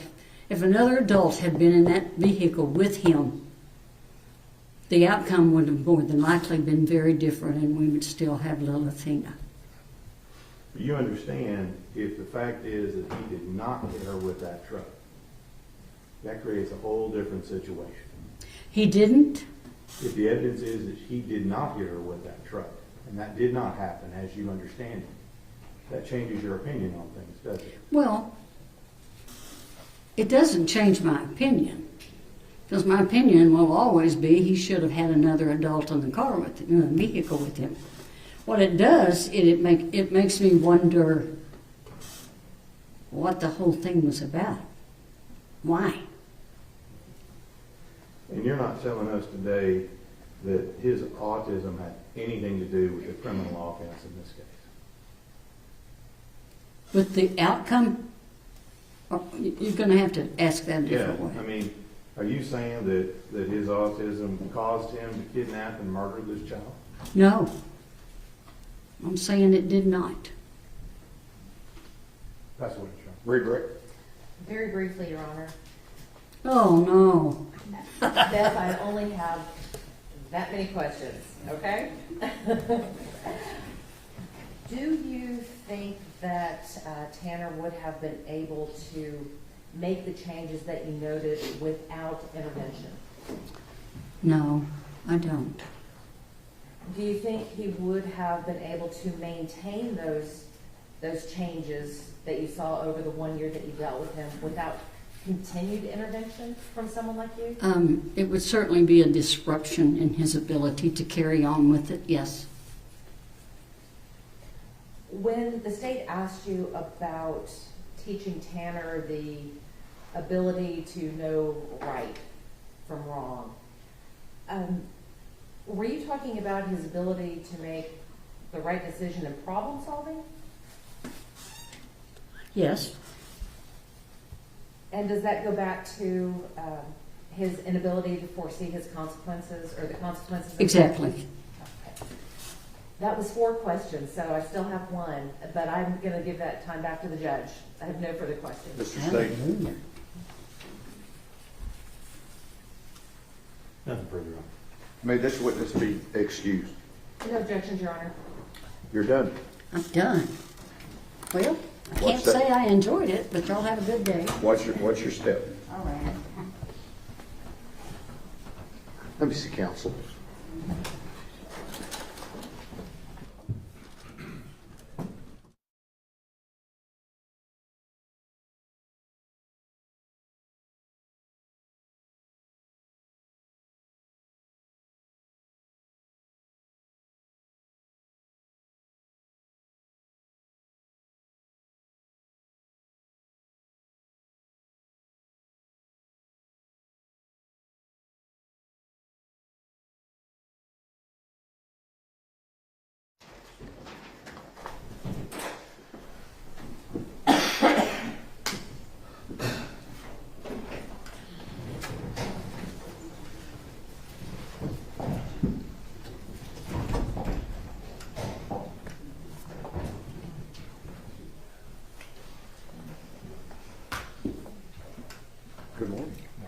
Ladies and gentlemen, this witness has been previously sworn to testify truthfully.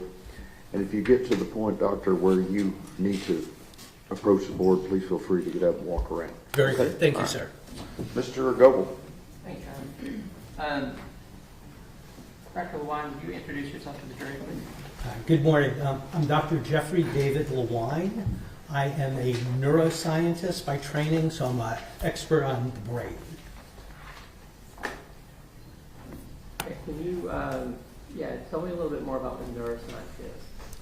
Yeah, so I do have some slides here, although it's not working. Just ignore these for the moment. Just listen to me. They're mostly for me. So neuroscience is the study of the brain, the spinal cord, and the nerves in health and disease. And it includes everything from the basic biology of individual brain cells to how brain cells are interconnected to form networks that support things like memory, attention, the emotional regulation of behavior, to clinical aspects of neuroscience, so how when the brain is damaged, that manifests as disease or injury.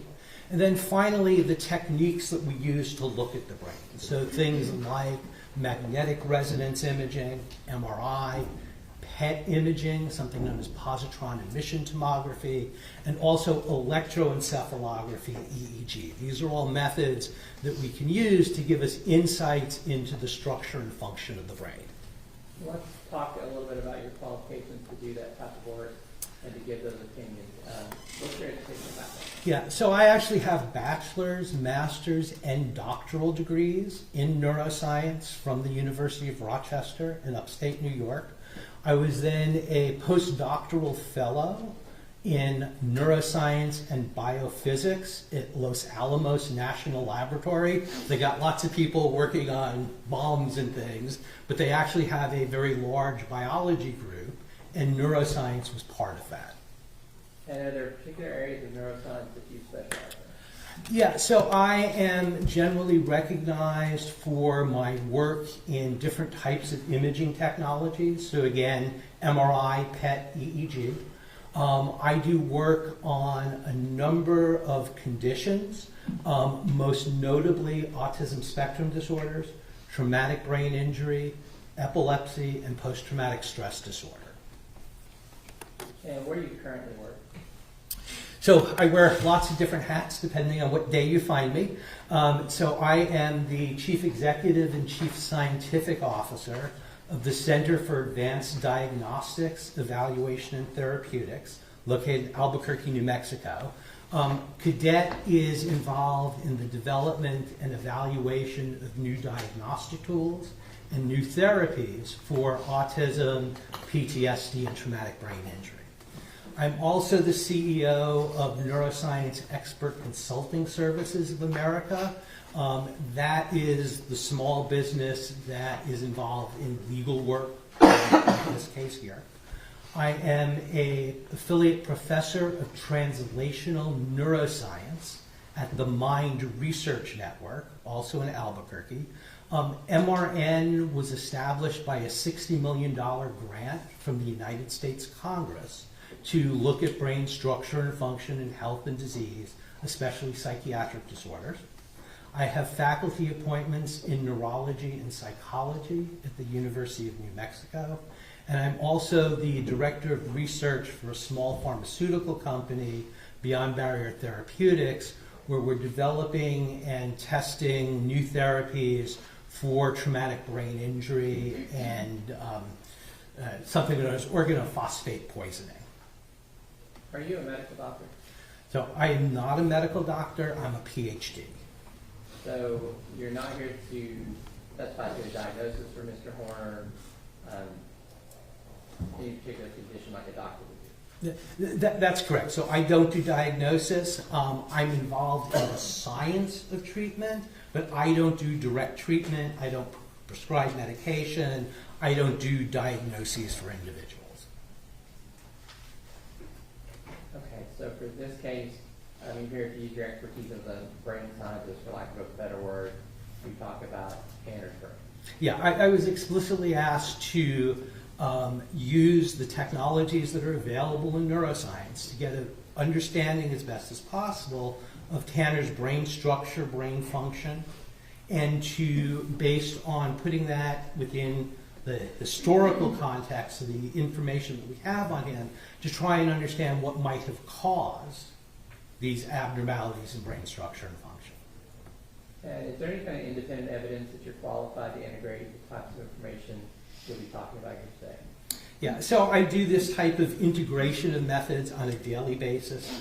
I have had faculty appointments at numerous universities throughout the country.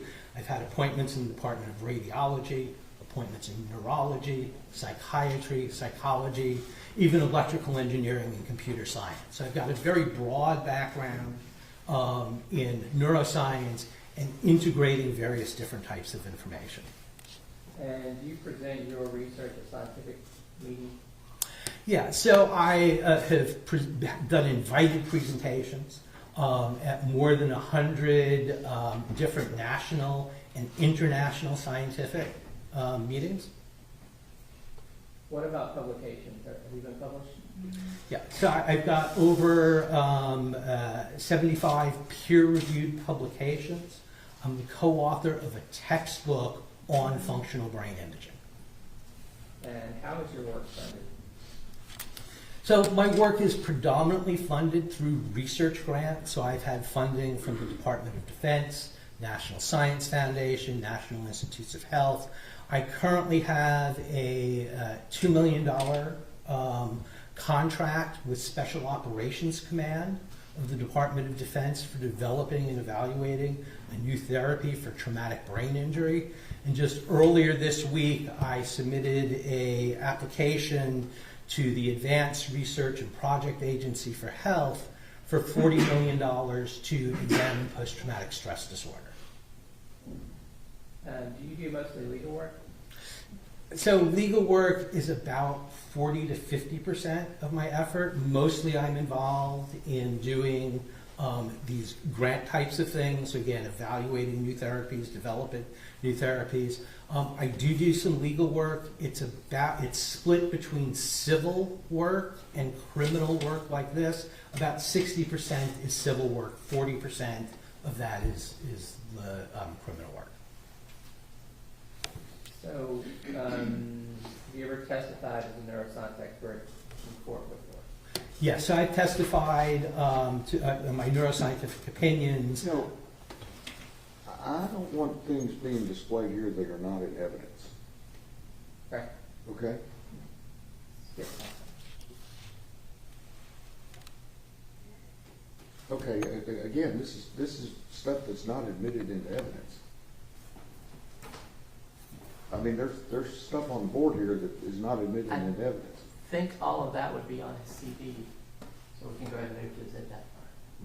Will you have any objection? Well, I mean, it was shown to me, and I wasn't really understanding exactly where they were going with this. None of this is in evidence, and I guess it depends on what they're offering it for. Well, it appears to be a PowerPoint presentation. Yes. So, do you have you've seen it? I have seen it. Do you have any objection? Well, my objections would be to anything in it that's obviously hearsay, and if it goes to his opinions that are expert in nature outside of his expertise, I would also object to it on that basis. But I don't. All right, y'all retired to your interview.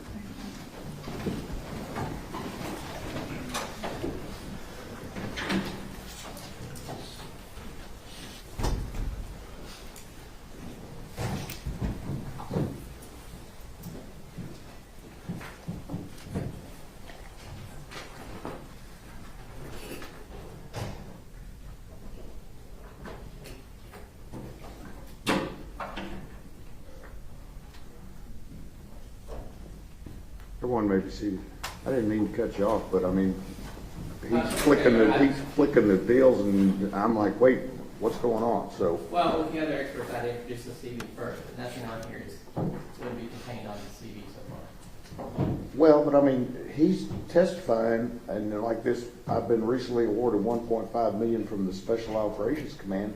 He's not testifying. I mean, we got stuff up here on the jury that the jury's reading that he's not testifying to, and I want to clear that up.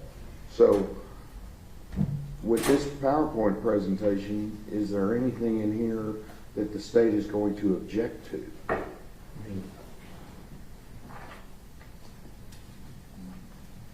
I mean, I'm going to let him testify to it, but I don't want it being shown to the jury as an exhibit.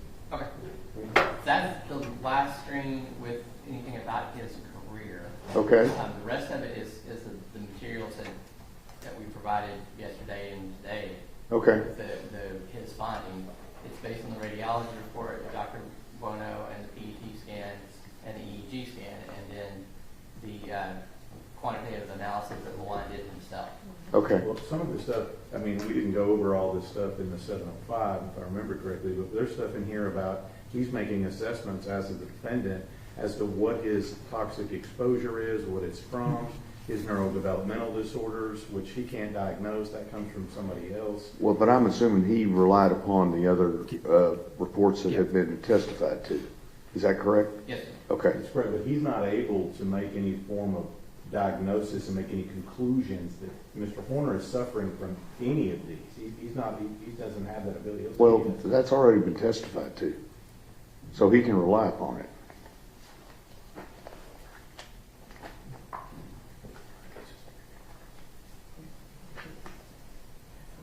May I ask?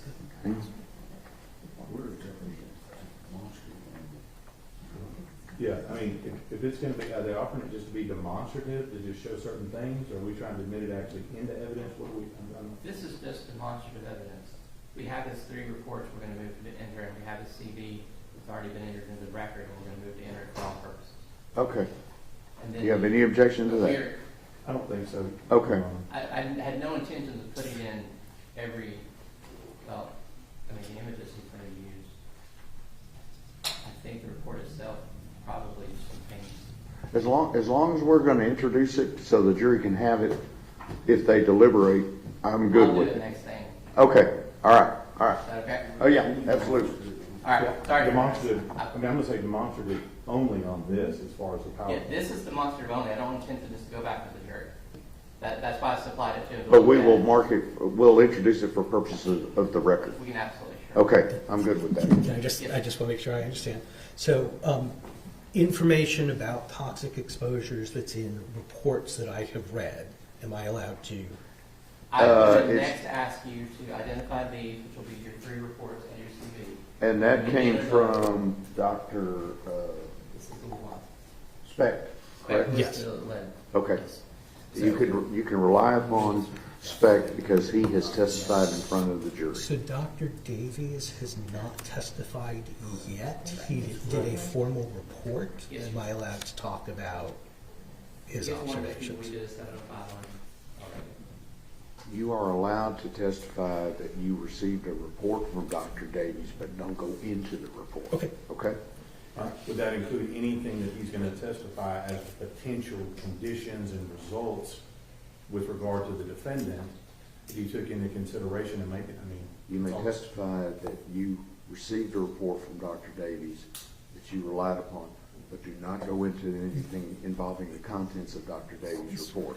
No, but from his perspective, he had, from his neuroscience perspective, what he did, he will be able to say whether his results are consistent with FESD, ASD, those things, but not talk about what Davies is saying. I'll let him do that. Does that make And sense? am I allowed to indicate that Dr. Davies' report indicated that there was likely alcohol, No, fetal you're alcohol going exposure? into the report. Okay. Okay? And some of that's on this. Well, that's just for demonstrative purposes, so it'll all tie up, so let's go. Does that make sense? All right, let's go. I'm just going to start up here, sir. That's fine. Thank you, sir. Yes, sir. That's what I get for doing something out of order. I mean, I'm like, wait, whoa, time out. Well, Dr. Luan did offer this, all that to say, or, you know, it's like, I just got it. We're good. Okay.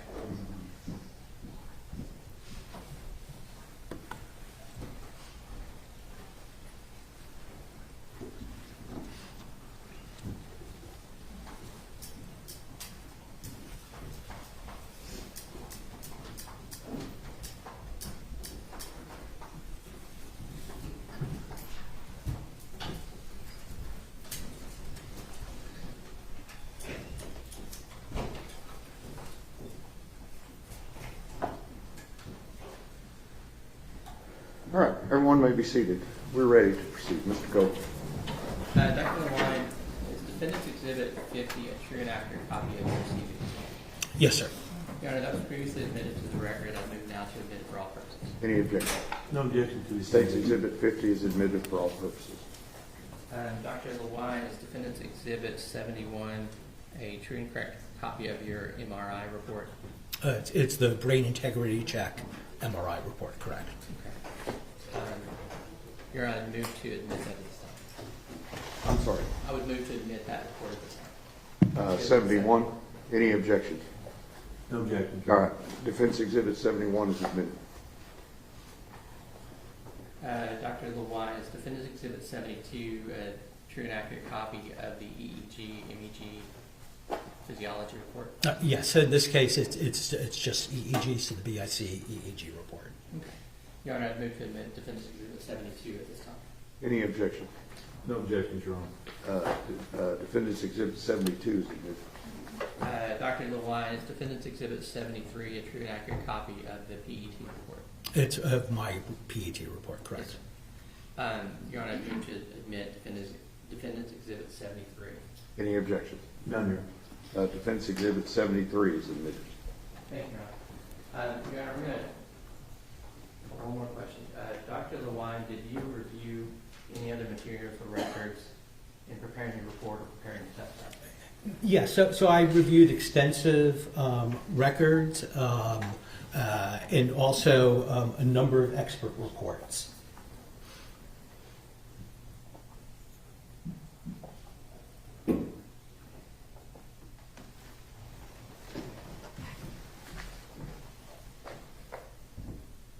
I believe I was asking you if you had testified in court before, and you answered that. Have you ever testified in criminal cases in Texas? Yes, on numerous occasions.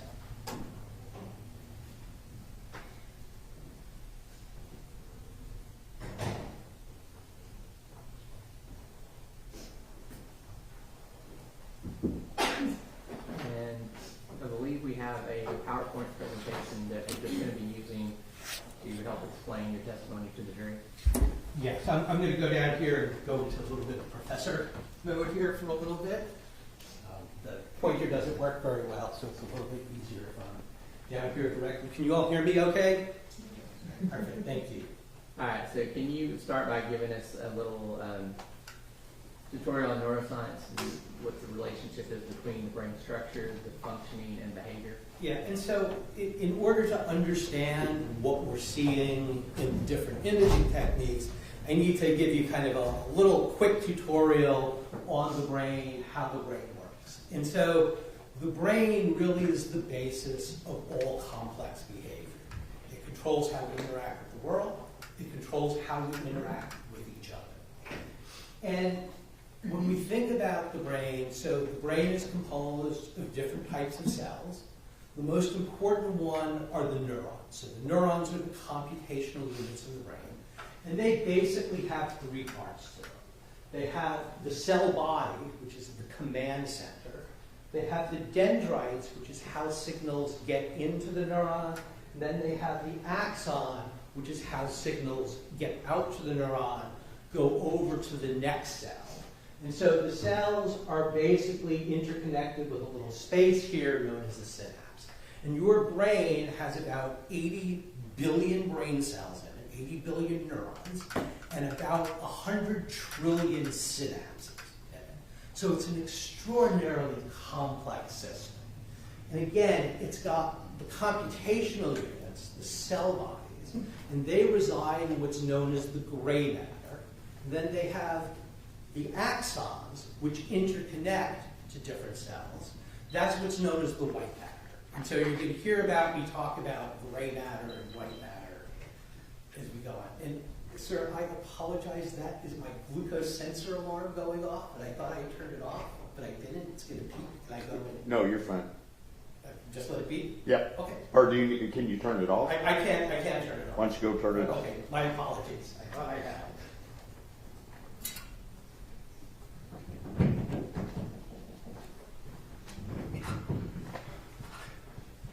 Very good. It's been one of those mornings. I agree.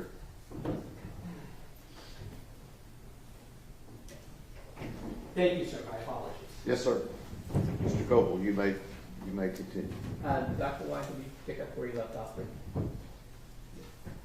So again, there's the computational units, there's the interconnections between them. And so if you damage the gray matter, the computational units, or you damage the white matter interconnections, that's going to disrupt function. And so, for example, the brain actually has some degree of specialization. There are certain parts of the brain that are mostly responsible for visual information processing. Other parts of the brain that are involved in auditory processing. And then there are networks in the brain. So the part of your brain that understands language is in the left temporal lobe. The part of your brain that actually lets you talk and communicate is in the left frontal lobe. And so those are where the computational units are, and then there's axons, white matter pathways, that interconnect those parts of the brain just like the telephone wires. So if you damage either the left temporal lobe, the left frontal lobe, or the interconnections, you get a disruption in language function. You're talking about language networks. Are there other networks for the brain? So there are many, many other networks. There are networks for controlling memory. There are networks for doing things like recognizing faces. There are networks for controlling emotion and regulating behavior. And there are also networks in the brain that support what we call social cognition. So this is just a caricature with the areas in yellow showing those parts of the brain that are involved in social cognition. Social cognition is your ability to interact with other people, to recognize their face, to recognize their emotions, to communicate effectively with them, to have empathy for someone. Something known as theory of mind, which is your ability to understand what someone else is thinking. All of those things are controlled by the brain, controlled by specific parts of the brain, interacting with each other. And is everyone's brain the same? So, no, everybody's brain, there's a general organization, but the fine details are different. So my brain has basically the same general area in the back of the head that's involved in visual information processing as your area. But my brain is wired a little bit differently than your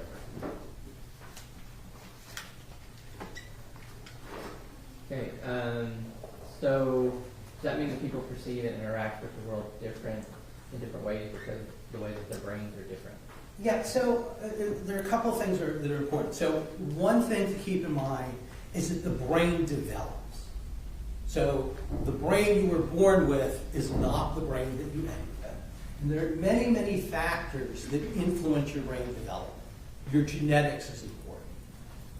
The environment you grow up in. So if you grow up in a nice, kind, loving environment, your brain actually wires differently from somebody who grows up in what we call a toxic stress environment, where there's not enough food, where there's violence.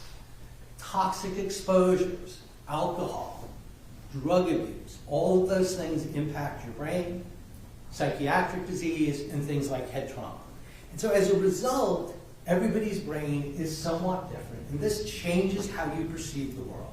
So I don't know if any of you recognize this, and I don't know how well it's going to show here. This is the infamous yellow and white dress that was on the internet.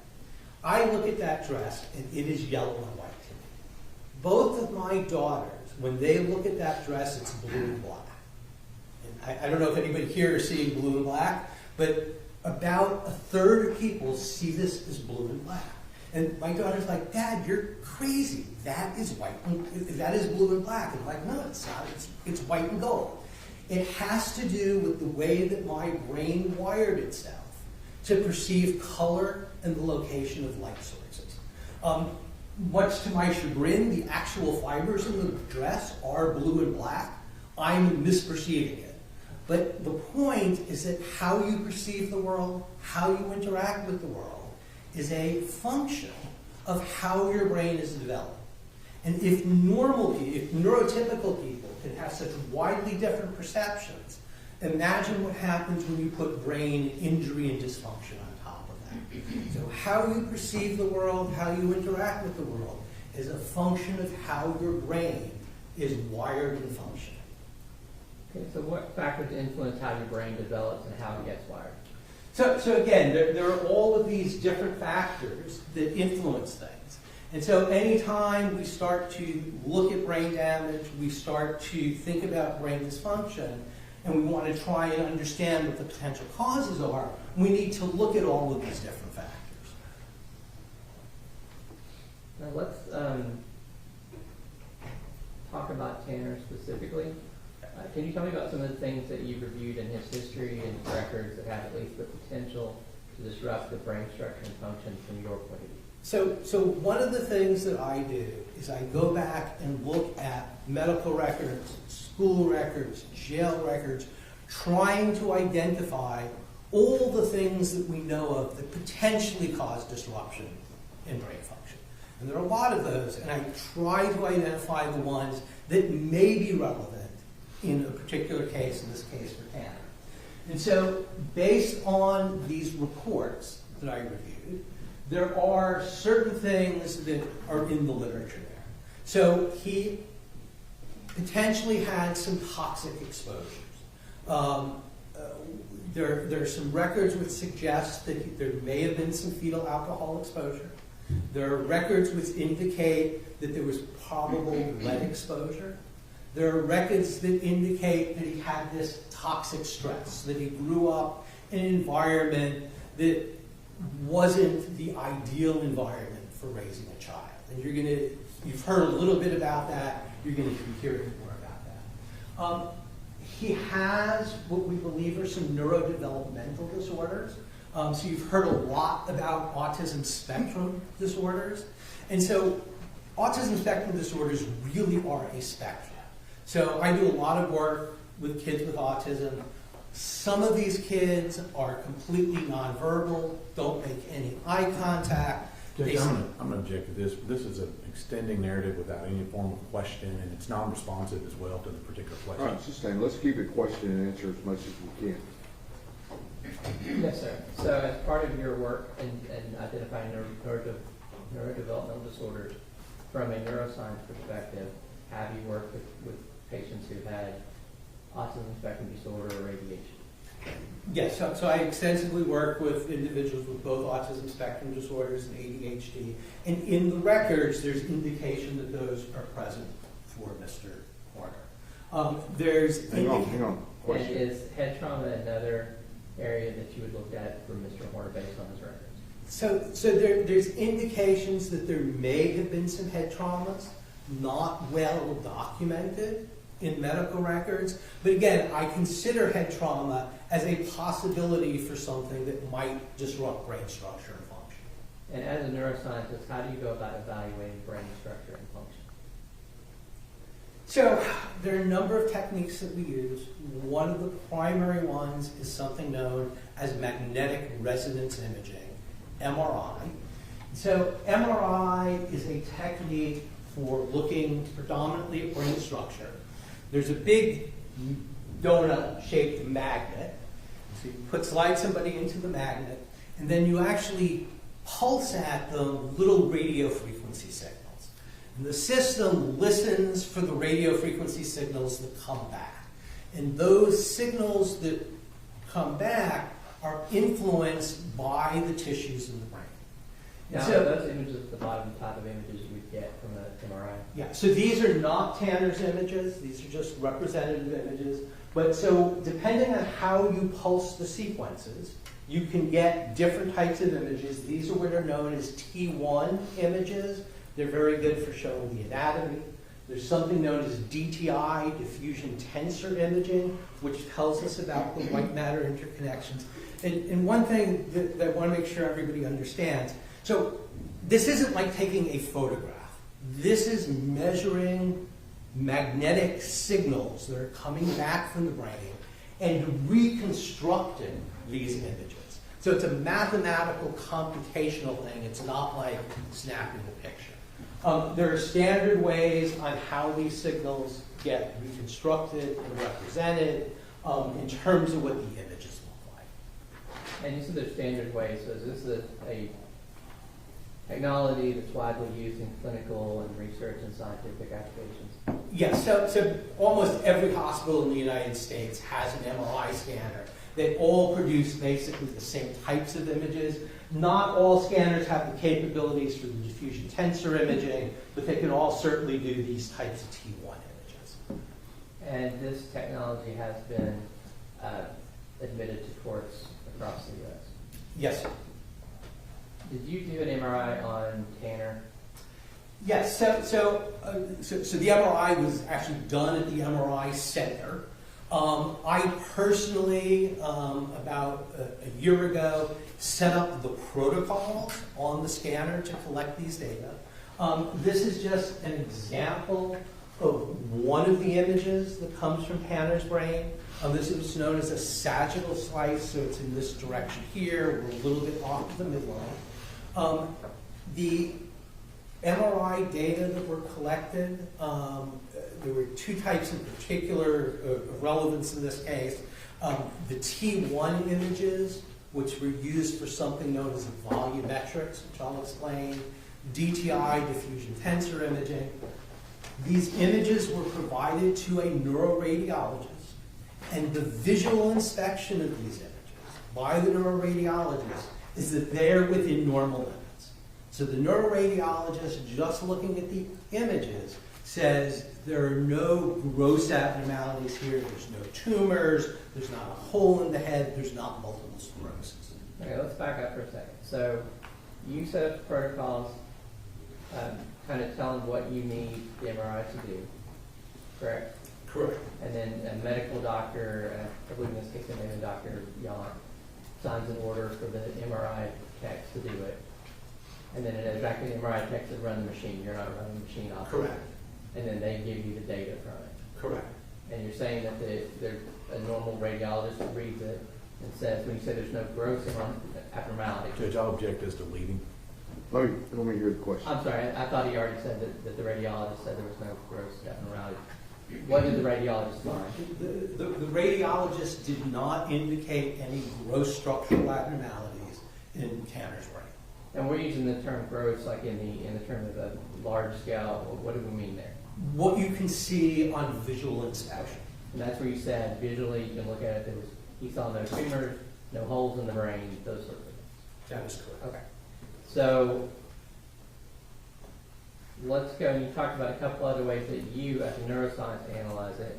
You mentioned volumetrics. Tell me what volumetrics are. So one of the challenges with MRI is in children with autism spectrum disorders, even very severe autism, MRI shows things in less than 10%. In mild traumatic brain injury, MRI visually shows less than 10%. What scientists and clinicians have jointly developed over the last 2 decades are what are known as quantitative methods. One of those is a quantitative method known as volumetrics, where we actually measure the size of different brain areas. This is done by a computer. And then the values for the client are compared with average values from a normative database. So just like when you have neuropsych testing or you have your blood work done and they come back and say, hey, your white cell count is done, that's comparing your white cell count with the expected average for people who don't have any conditions. So Hold up 1 second and explain. You talked about using a normative database. Now, first of all, you said volume, and for a layperson, you're really talking about the size of each part of the brain. that is correct. And then you said a normative database. Explain how you create that, what that is. So again, so the normative database is created by MRI images from people without any history of head trauma, neurological disorder, psychiatric disorder, learning disabilities.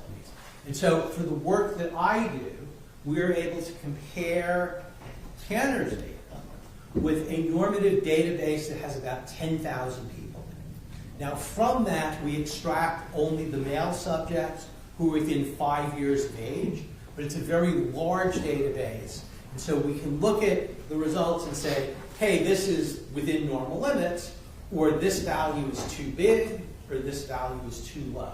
And we can do statistical evaluations. And all of this is done by the computer. So the computer does the identification of the different brain regions. So that's what these colors are. This is just showing the computer calculating these different brain regions. The computer system doesn't know if it's my brain, your brain, Tanner's brain. The only information the computer has, in this case, is at the time we did the scan, I think Tanner was 33 years old, male subject. That's the only information that it has. So it's a very objective, mathematical, statistical way to determine whether or not there are abnormalities. And it's making a comparison between his brain, his values, and neurotypical people within 5 years of age. Is that above or below? Yes. And that are male. Correct. Okay. And so again, so it's a statistical comparison. So this is just showing a subset here. So the open circles are the values for the database, the neurotypical subjects. And so if Tanner's values here are green, right smack in the middle, that's within normal limits. If his value is very large compared to the database, that's outside of limits. If it's very small, and we describe how abnormal things are using a statistical measure, something known as a z-score, which basically tells you how abnormal things are. Okay, and what did Tanner's MRI show? So Tanner's volumetrics show that things are mostly within normal. There's one particular area in the brain, the left orbital frontal area, that is abnormally low. His value is about 20% lower than what you see in neurotypical subjects. That translates into about 50 million fewer neurons. And again, this here, this underlying brain, this is a caricature based on the calculations. I'm the one who put these colors on and chose the color. So Okay. the way you get those colors is the science, and that is standardized. That's how we do it for everybody. Now, so you're saying that it indicated that he likely had a volume loss, and you were using this to show which part of the brain that would be in. And what does that part of the brain normally do? And so the left orbital frontal cortex is one of these key brain regions involved in the emotional regulation of behavior and social cognition. It is often disrupted in autism spectrum disorders. And again, that's based on the scientific literature. It can be disrupted in traumatic brain injury. It can also be disrupted in depression. Okay, and once again, is volumetric something that just you do, or is that a technique that's widely accepted in clinical and forensic and scientific fields? Yeah, so volumetrics is an extremely well-accepted technique. It is supported by over 5,000 publications. It is routinely used in hospitals throughout the United States. In the clinical world, it is used mostly in the evaluation of epilepsy and Alzheimer's disease, but it's seen increasing usage in traumatic brain injury. And certainly in the forensic world, we see it being used very commonly with respect to psychiatric conditions, things like depression, schizophrenia, and autism spectrum disorder. Okay, let me move on to the, I think you said you use another technique called diffusion tensor imaging. What is that? So diffusion tensor imaging, it's still an MRI technique. It's just a different way of pulsing those radio frequency fields to emphasize different characteristics. In particular, the characteristics it emphasizes look at how water is diffusing in the extracellular space. And so remember we talked about axons. So axons travel in bundles. Because they travel in bundles, water within the brain moves along the axons as opposed to across them. And so we can use a measure known as fractional anisotropy, FA, to tell us about the integrity of the axons. And so just like we did with the volumetrics, the computer is going to calculate the FA values, in this case for 33 different fiber tracts, and compare the values for Tanner versus a neurotypical database. Okay, and what is the DTI for Tanner show? So the DTI for Tanner shows that most of his fiber tracts look to be intact. Well, hold on for 1 second here and tell me about the images. These are the computer images, or you've added color to help us understand? So these are the images. So the underlying brain here is just a generic one. The color codes here are showing the tractography. So this is the computer's reconstruction of the fiber tracts in Tanner's brain. The color assignment, again, is very, very standard, not something I do, comes out of the computer algorithm. The different colors are telling you about the direction that the fibers are moving in, whether they're going front to back, up, down, or across. And then again, the computer extracts these FA values, compares it to the normative database, tells us whether they're normal, whether they're high, whether they're low.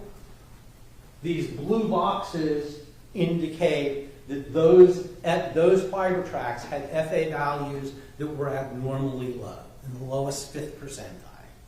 Okay, explain, let's start with what tract we're talking about and what they control, and those values you found. Yeah. So in particular, Mr. Horner has low FA values for what are known as the right and left fornix. This is a fiber tract that's very important in short-term memory. And the low FA values indicate that there's a disruption in the structure of the fornix. And did you tell us what the fornix, what did you say? So the fornix is predominantly involved in short-term memory. Okay. Now, this DTI, is that a technique that only you were using, or is that also common in clinical and research and scientific settings? This is also a common technique. Diffusion tensor imaging is used, is supported by several thousand publications. Tractography is routinely used by hospitals in planning surgery for people with brain tumors and epilepsy. These types of quantitative analyses aren't too often used in the hospital because they don't change medical care, but they are routinely used in forensic and research settings to understand whether or not there is evidence of white matter dysfunction, white matter disruption in conditions like autism, like traumatic brain injury, like substance abuse. Now, I think you explained that the volumetrics and the DTI are looking at brain structure. Did you also look at brain functioning, and how would you do that? Yeah, so looking at structure is one thing, but it's only part of the story. So if you take a group of people with autism spectrum disorders, often, certainly clinically, the MRIs look normal. Even the volumetrics are normal in many of those individuals. You need to actually look at the function of the brain to understand more of what's going on. One of those technologies is something known as electroencephalography. So your brain cells work using electrical currents. So when your brain cells are active, they generate electrical potentials up on the scalp surface, and we can measure those using a special tap. I actually came to Fort Worth. I personally did the EEG exam on Tanner. What comes out from the EEG is a bunch of squiggly lines. These lines are showing how the electrical potential is changing in time at each location. We record from 19 different places over that. And are you doing an interpretation on that, or is this a computer? So this is a computer analysis again. So one of the things that can be done with these signals, so if you have a very complicated squiggly line, you can describe the complicated line by a combination of simpler signals. We basically look at how fast the squiggles are and how big the squiggles are. So the computer can take the actual data and calculate how much what we call power there is in each frequency. Power relates to how big the signals are. And so we get values for Tanner for power at different frequencies at each electrode. Just like we did with the MRI, we can compare that with a normative database. Now, can you back up for 1 second there? You put up there these different gamma, beta, alpha, theta. What are we talking about there? So we generally describe, again, the signals by how fast they are. So delta refers to squiggles that are very slow, so between 1 to 4 per second. Beta refers to much faster signals in the range of 20 to 40 per second. And these different types of signals are associated with different types of activity. So delta activity in particular is associated with very significant brain dysfunction. You should not have a lot of delta activity in somebody who's awake. Beta signals are associated with brain hyperexcitability. We see that in anxiety disorders. We see that in autism spectrum disorders. We see that in post-traumatic stress disorders. So by looking at the different frequencies in the scientific literature, we can understand what is or is not abnormal and what it is related to. The EEG is also a technique that's commonly used clinically, forensically, scientifically. Yeah, so again, in the clinic, it's used predominantly to look at epilepsy and sleep disorders. Quantitative metrics are used in ICUs to look at epilepsy and stroke. These types of quantitative analyses are also used clinically in guiding a therapy known as neurofeedback. That's typically done more by psychologists as opposed to medical doctors, but still clinical work using these technologies. And the Q up there, is that for quantitative? Yes, sir. And that's just kind of another way of analyzing an EEG? Yes, so the EEG is the basic data, QEEG is the quantification of the data. Let's move on, and I think you're going to tell us about what Tanner showed, is that correct? Yeah, so I just need to tell you a little bit more about how we represent the data, and again, this comes from the computer. It's the same for everybody. The computer doesn't know whose brain it is. These are what are known as the power maps. So these are looking at the different frequencies. So again, delta are very slow frequencies, beta are faster frequencies. If it's this very light green color, it means it's within normal limits. And this is not Tanner's brain, this is just a representation here. This particular case had a stroke in the right hemisphere, and so this individual has lots of abnormally increased theta power. That's what the red color is. Yet the computer's assigning these colors. These are standardized. This is using FDA-cleared software for these analyses. There's another measure we can do, something known as coherence, which basically looks at the interconnections between brain areas. And so we do those types of analyses. And so let me just, I'm going to show you Tanner's data in a second here. Let me just show you a typical control subject.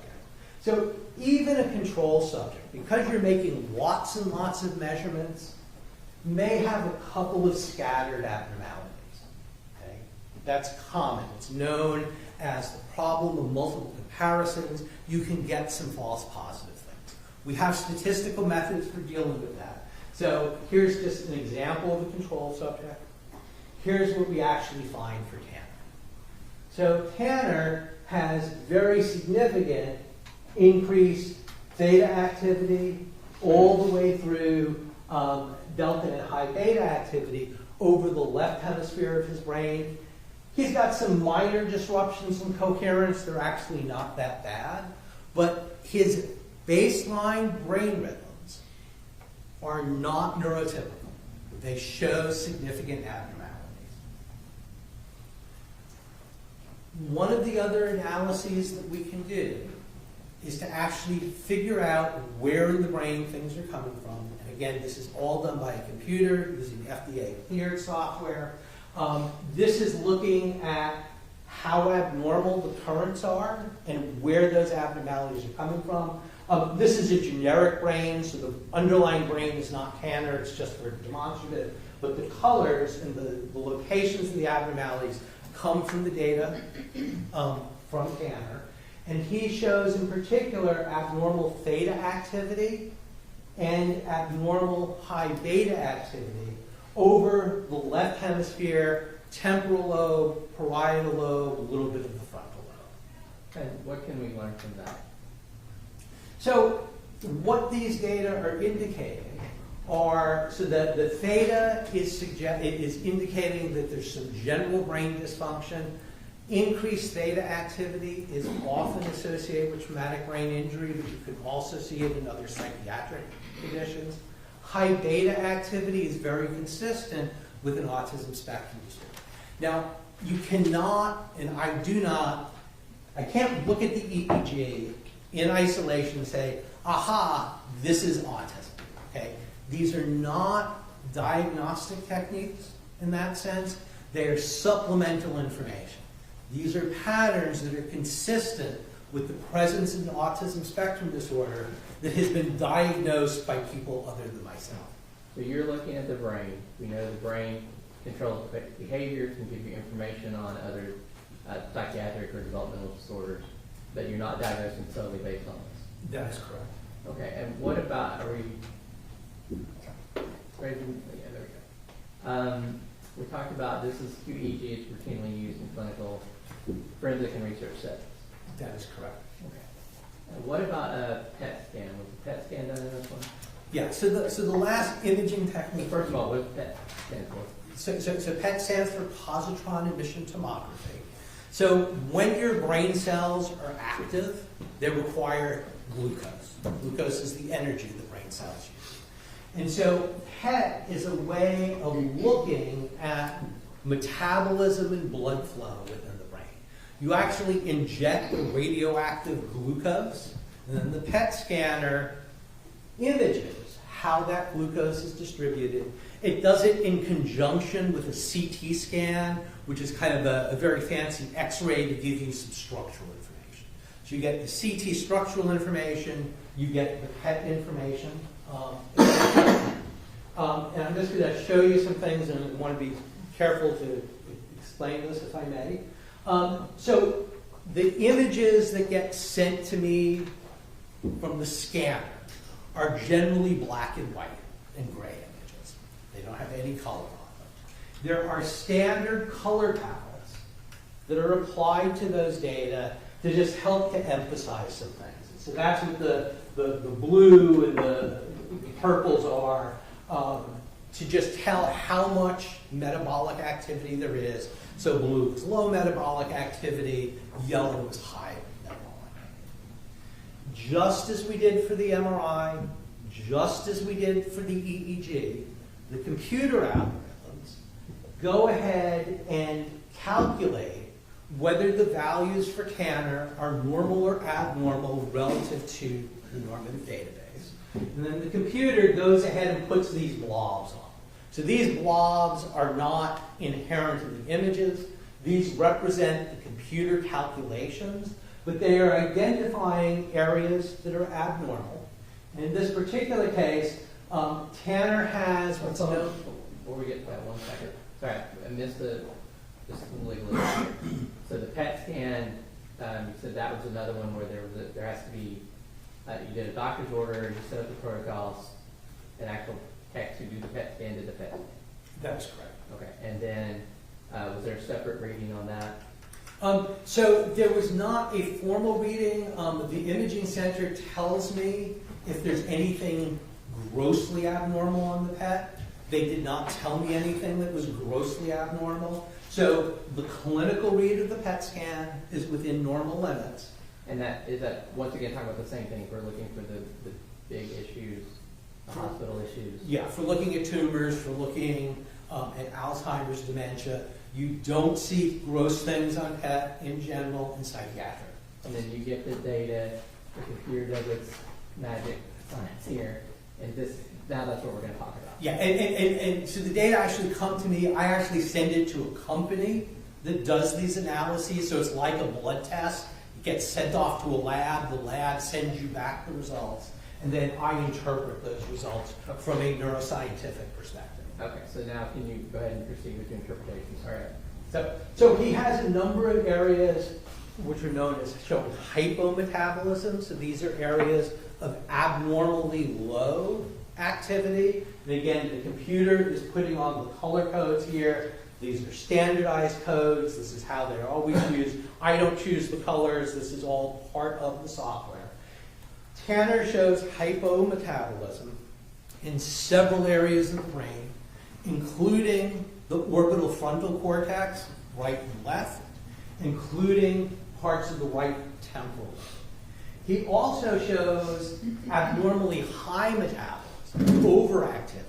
And overactivity is just as bad as underactivity. He shows that in particular in the back of the brain, in a part of the brain known as the cuneus. And then so one of the things that I have done is taken that information and just for ease of display, color-coded onto a demonstrative map. So blue is showing areas that are hypometabolic, red is showing areas that are overactive.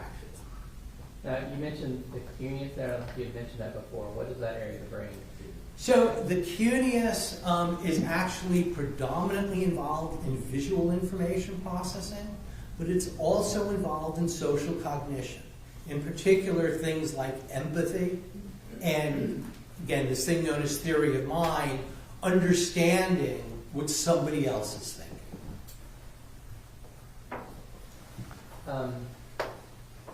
Now, we previously submitted the 3 reports on these 3 techniques you talked about. How would you put them all together, and what does that indicate to you? So when you put everything together, you basically get this. So the left orbital frontal area is actually abnormal on both the MRI and the PET scan. He's got a number of abnormalities on the PET, so right temporal lobe, bilateral orbital frontal areas, the cuneus is overactive, and he's got this general dysfunction in the left hemisphere gleaned mostly from the EEG. And because each of these techniques is looking at different things, it's not uncommon that there's only partial overlap between what you have. But across these techniques, he has evidence of either structural and or functional disruption in many, many areas of the brain.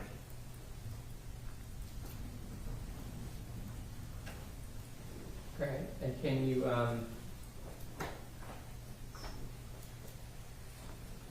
and what do these parts of the brain do, and what does all that mean? So remember that we talked earlier on about this social cognition network, the parts of the brain that let you interact with people? He has wide overlaps between his areas of abnormalities and the social network. So dysfunction, in this case, PET abnormalities in the right temporal lobe, abnormalities in the cuneus, abnormalities in orbital frontal cortex. So he has very extensive overlap with the social cognition network. He has lots of the nodes that aren't functioning properly. You actually need only one node to be damaged to get dysfunction. And so the overall profile here is an indication of objective brain evidence of dysfunction in the social cognitive networks of the brain. From a functional perspective and a neuroscientist, that is most consistent with his history of an autism spectrum disorder. It's not to say that there aren't contributions from other factors like the ADHD, like the toxic exposures, but this pattern is most consistent with social disruption and ADHD. And can you summarize your overall opinion and what you think may be responsible for the abnormality? Yeah, so kind of as I just said, he has disruption in EEG, MRI, PET, which collectively show dysfunction and structural disruption in the networks that support emotional regulation, behavior, and social cognition, a little bit in some of the memory system. The right temporal lobe, very important for pragmatic language. This is kind of understanding the nuances of language. So he's not, based on the imaging, he's got disruption in those networks. Again, profile most consistent with autism spectrum disorder, Other things might be contributing to this. It's my understanding that Mr. Horner does have a history of some substance use, mostly marijuana, but also some cocaine and hallucinogens. This particular profile is not a good match for those things. It's not to say he hasn't done those things. It's just to say there's not evidence in this particular set of data that his exposure to those substances have caused major permanent brain damage. It's really the autism spectrum disorder that goes hand in hand with these particular findings. Thank you, Dr. Lynn. You're on pass to Lynn. Okay. Let's break for lunch. It's on its way. Should be here in about 5 minutes. So we will start back up at 1:15. Okay? See you then.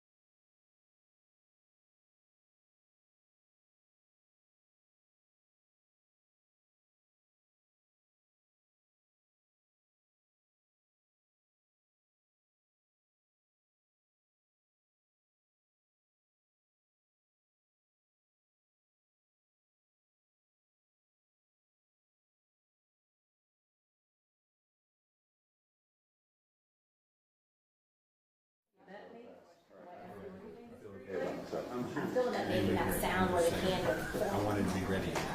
Yes, I appreciate that very much.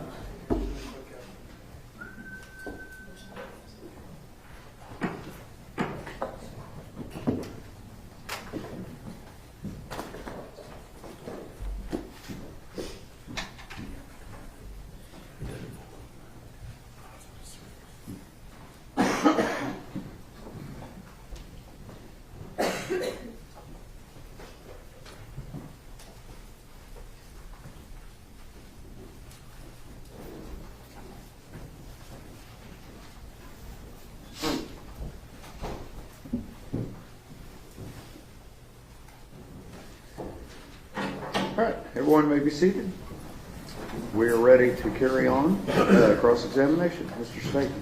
Thank you, Your Honor. Dr. Lynn, thank you for hanging out with us for a little longer this afternoon on a Friday. I've got a few questions for you here. How many times have you testified on behalf of capital murder defendants in Texas? In Texas specifically, I want to say 7 or 8 times. Okay. And how many total? Probably about 15 total. And in fact, if I remember correctly, you were in Eastland in January doing the same thing. Yes, sir. Is that right? Yes, sir. Testifying as to the brain abnormalities as of that event, correct? That is correct, sir. And I noticed in this, I think you called it your professor. Is that what you called it? Professor mode, yes.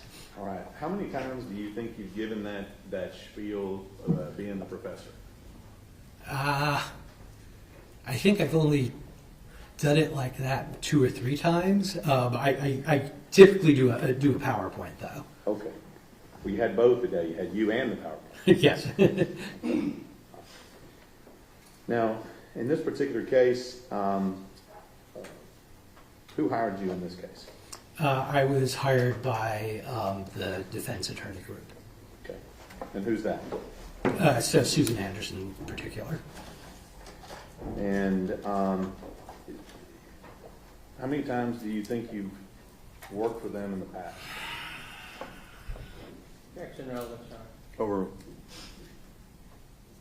Go ahead, sir. I think 4 times. I'm not absolutely certain on the number.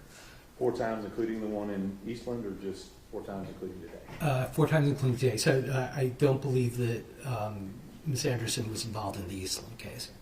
Her organization was involved in that case. Objection, Your Honor. Approach.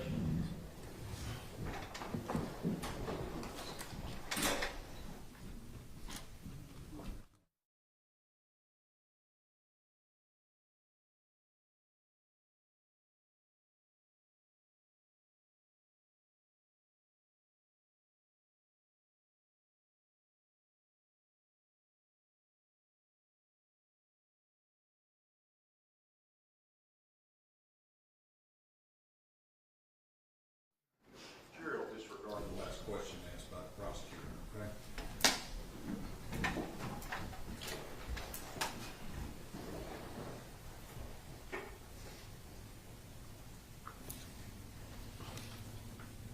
Now, in this particular case, you had some scans ordered to be done on Mr. Horner, is that right? Yes, sir.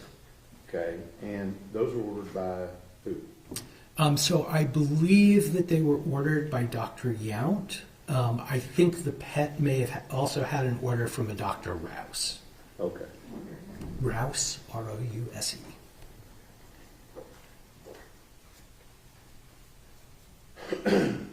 And in this particular case, just so we get this out of the way, what's your bill in this case? So my total bill for everything has been about $40,000. That includes the costs for the actual scans. Okay. And like I think we talked about in this case, you're not a doctor, psychologist, neuropsychologist. You're very clear about that, correct? Yes, sir. And you can't make any type of medical diagnosis or conduct any type of psychological or psychological tests. That is correct. And in fact, you can't treat or diagnose patients as part of your profession. That is correct. So really, in this particular case, you can only really tell us about what you found, but you cannot connect what you found to any particular diagnosis. Again, I can talk about it in the general sense, as I did, that there are certain brain imaging findings that are consistent with diagnoses. You can't make the diagnosis from the imaging findings alone. And by looking at something that you see, I'm just going to make sure I'm clarifying this here. You can't say that any particular defendant, including the defendant in this case, has any particular diagnosis just by looking at this. That is correct. So I can't say that he has abnormal brain structure and function, but I cannot do a diagnosis. All right. Now, the 3 reports that you did in this case, you said EEG, I'm trying to do them in the same order, MRI and a PET scan, right? That is correct.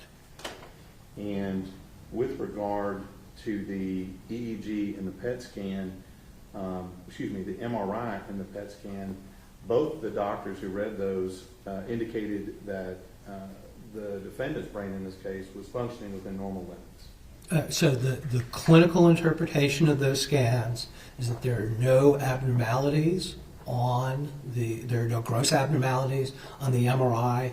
There are no gross metabolic abnormalities on the PET scan. That is correct. Right. And in fact, if now you don't have any report from the PET scan, right? I do not. It is possible that the facility did one, but I do not have that. You got a report from the one on the MRI, correct? Yes, sir. And this was done by Dr. How do you say his last name? Dwayne Buono. Buono, B-U-O-N-O? Yes, sir. Okay. And he's in Florida, right? Yes, sir. And I think you said he's a board-certified radiologist? I believe he's a board-certified neuroradiologist. Neuroradiologist? Yeah, I think so. I know he's a board-certified radiologist. I know he did a fellowship in neuroradiology. I'm not sure about the details of the certification there. All right. And as a result of that, he says things in his report, I'm just going to make sure I get this right, that things are unremarkable, normal, so on and so forth. Is that right? Yes, and that's very, very common in psychiatric conditions. But that's what our medical doctor here says? Yes. Okay. And in fact, I think that with regard to the MRI and the PET scan, you indicated that most of the things on there were normal and intact. Is that what you said? Yes, most of the areas we look at are normal and intact. There were several that were abnormal, particularly on the PET. And I think that we saw, and I'm not going to try to get into the beta, gamma, theta wave thing with you. You said there were some things that looked like they had fast squiggles and slow squiggles. So those are the definitions of the beta and the delta waves. Okay. Yes. But I think you also said that at some point that with regard to the test, you get false positives on that test at some point, correct? So on any test, you can get false positives. There's a statistical technique known as a Benjamini-Hochberg correction for multiple comparisons that I also applied to the data. That isolates the ones that are more likely to be true positive versus false positive findings.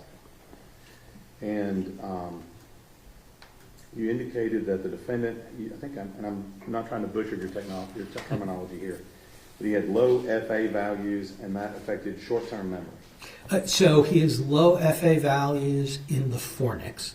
Okay. The fornix typically supports short-term memory. I can't look at the imaging and say there's fornix abnormalities, therefore he must have memory deficits. Again, these are neurobiological correlates of these things. It would be up to somebody doing cognitive testing to say that he actually has those deficits. Right. And so with regard to that, that's not going to prevent him from having long-term memory that would keep him from understanding that it's wrong not to kill someone. So generally, fornix damage does not impact long-term memory. That is correct. And it's not wrong to kidnap someone. again, fornix damage would not have him forget that information. Now,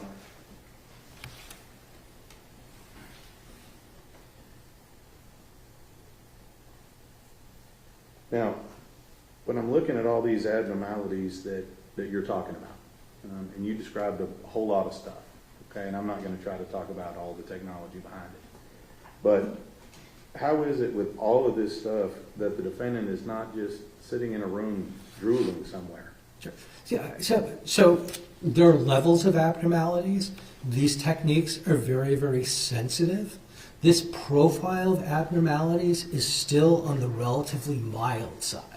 So these are the types of abnormalities that we see in individuals with psychiatric dysfunction, with things like autism spectrum disorders. The fact that he has a lot of them, doesn't mean he's a fully demented individual. Okay. And I guess what I'm asking is that, in this case, I guess what I'm asking, how is it possible that he can function, for example, drive a car, read a map, things of that nature, if he has all of these abnormalities and things that you're talking about? So again, it matters where the abnormalities are. His abnormalities are predominantly in the social cognition system. So he has orbital frontal cortex compromise, but he doesn't have compromise of dorsolateral prefrontal cortex. He doesn't have compromise in the brain areas that support the types of skills that you just mentioned. So, but with regard to what you're talking about today,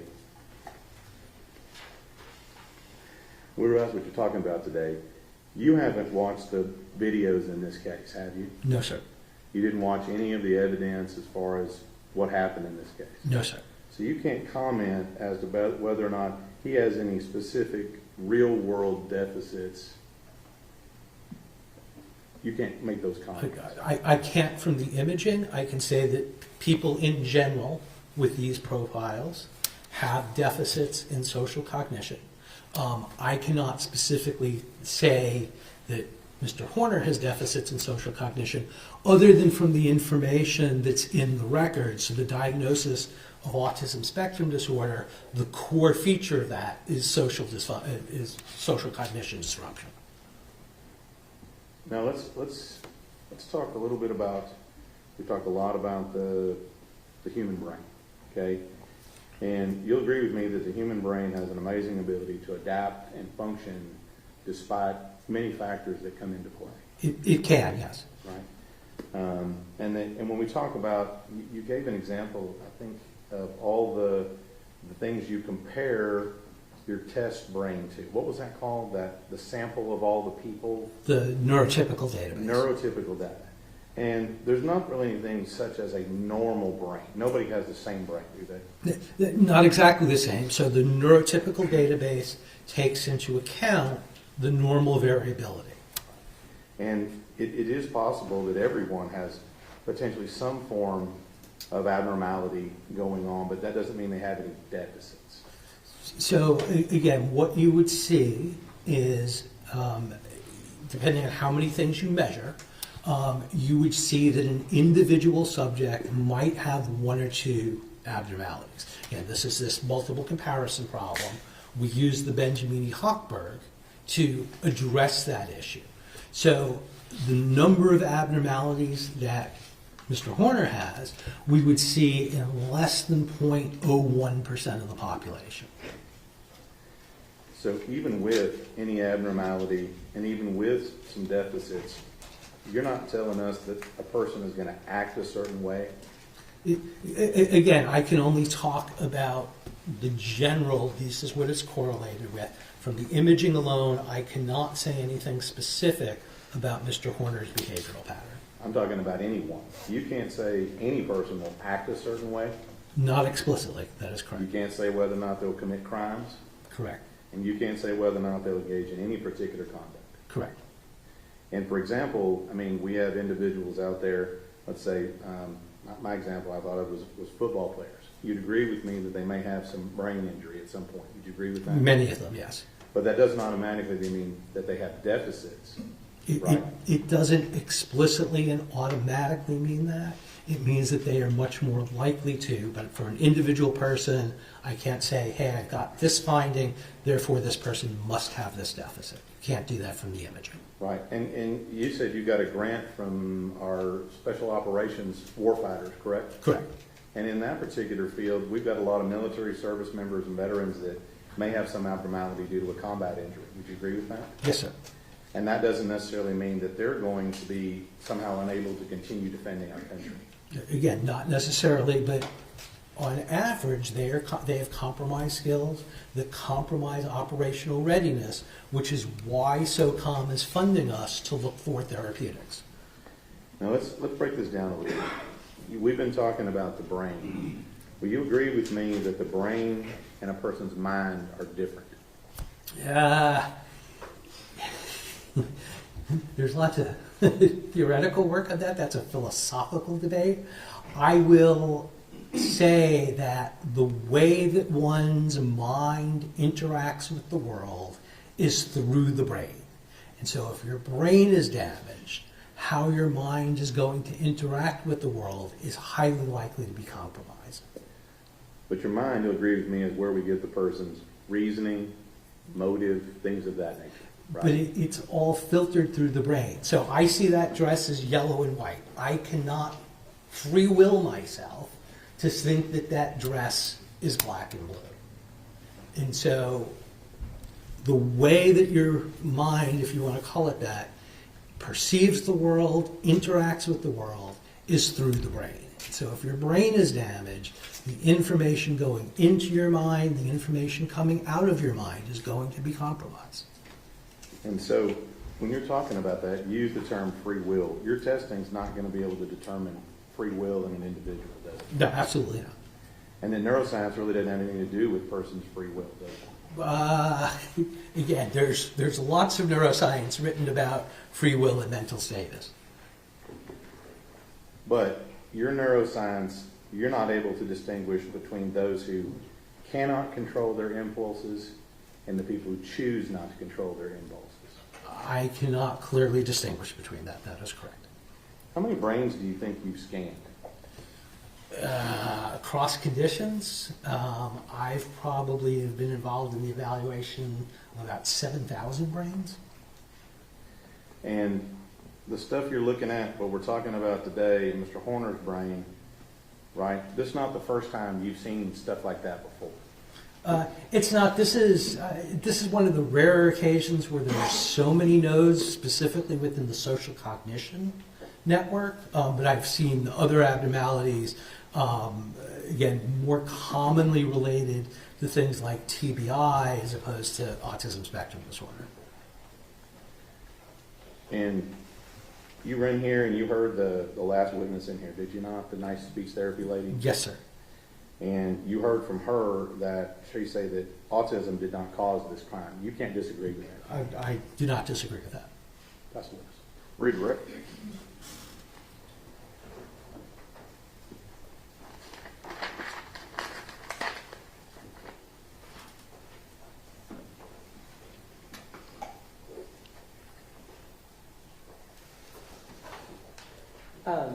Judge, I will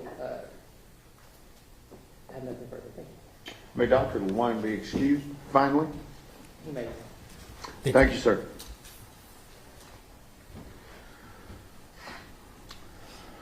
Our next witness will be testifying remotely, so I need a few minutes to set up everything, okay?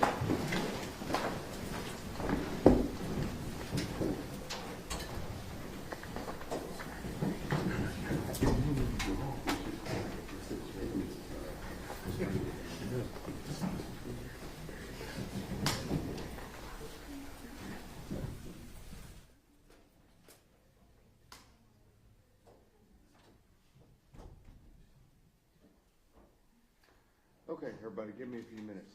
I need the state's HDMI cable.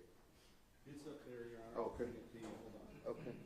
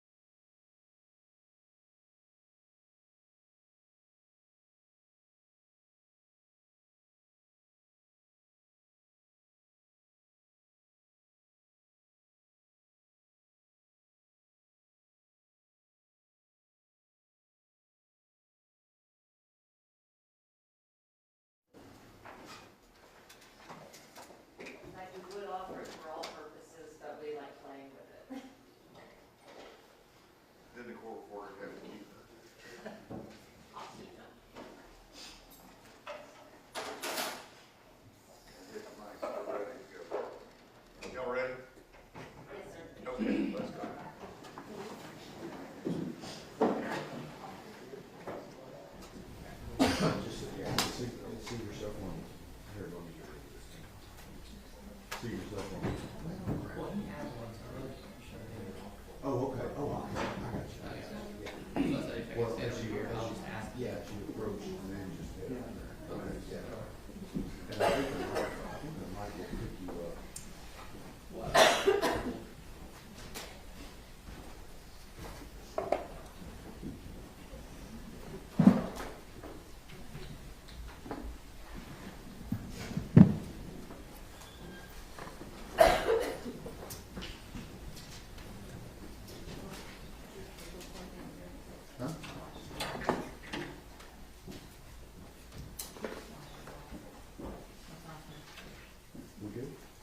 All right, everyone may be seated, I'm sorry. Ladies and gentlemen, this witness has been previously sworn to testify truthfully. Mr. Goble. Thank you, Your Honor. Dr. Bigler, could you state your name for the record, please? Yes, my name is Aaron, E-R-I-N, David Bigler, B as in boy, I-G-L-E-R. And you don't have to go into detail. The court's given you permission to testify remotely for some health issues, right? That is correct. What are your major areas of training and expertise? Well, I'm Professor Emeritus of Psychology and Neuroscience at Brigham Young University, and I was formerly Professor of Psychology and Neuroscience at the University of Texas at Austin. Also held an appointment at the University of Texas Health Science Center in San Antonio when I was in Texas. I'm a clinical neuropsychologist, licensed, board certified in that specialty, and I'm a cognitive neuroscientist and researcher as well as a clinician. And does that include expertise in neuropsychology and neurophysiology and neurophysiological diagnostics and neuroimaging?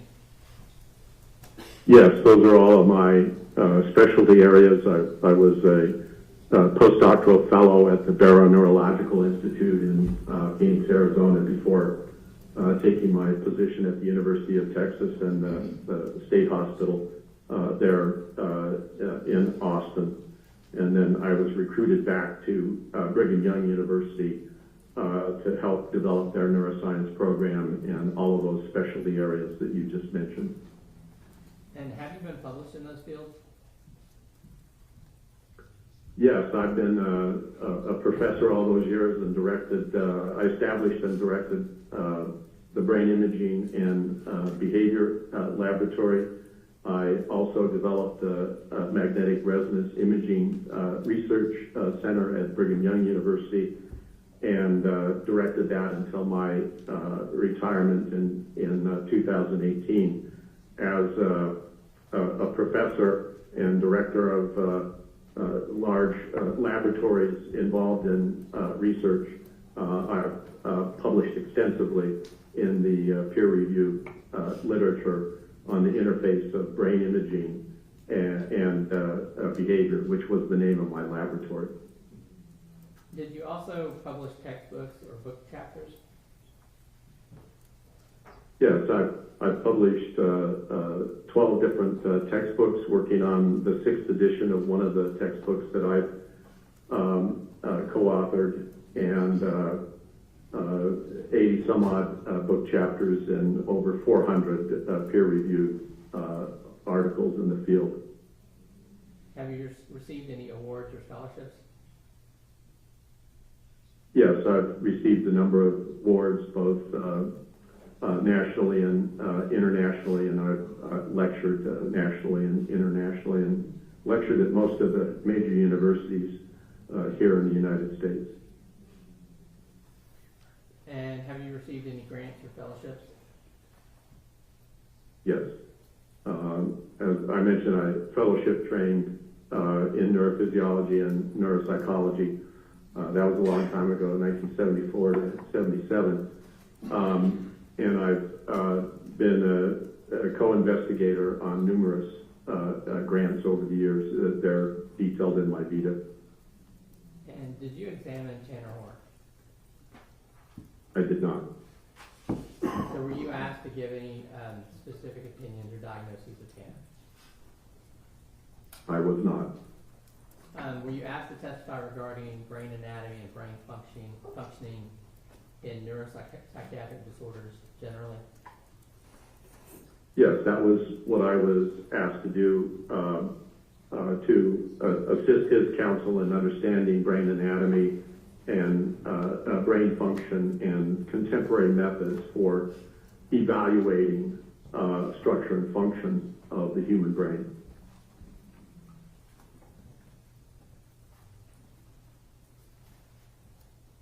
Okay, and did you review some materials in preparation for testifying?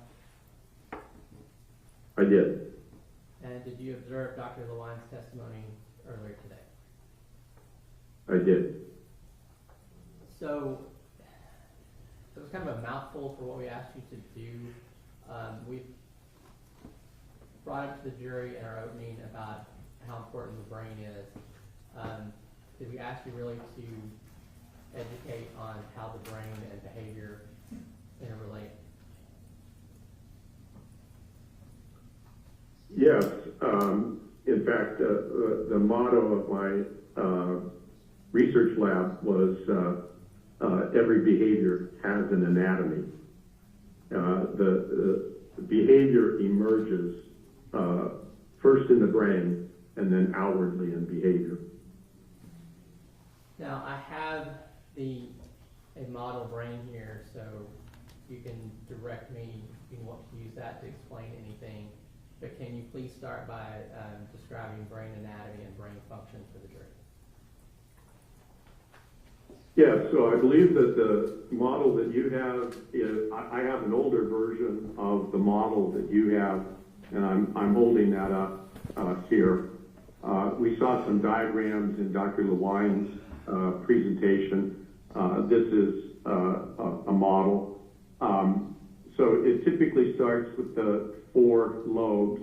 So this is the frontal lobe, this is the parietal lobe, this is the occipital lobe, and I'm holding the brain here by the temporal lobe, and down here is the cerebellum, and this is the brainstem.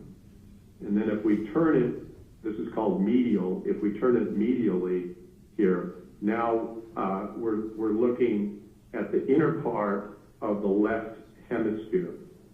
And there's a couple of important areas here that were talked about. This area here is that orbital frontal area that Dr. Lewine was talking about. And then this area right here that looks like a curve here, or a bridge. In fact, that's actually the Latin part of it. It's the fornix. This is the fornix.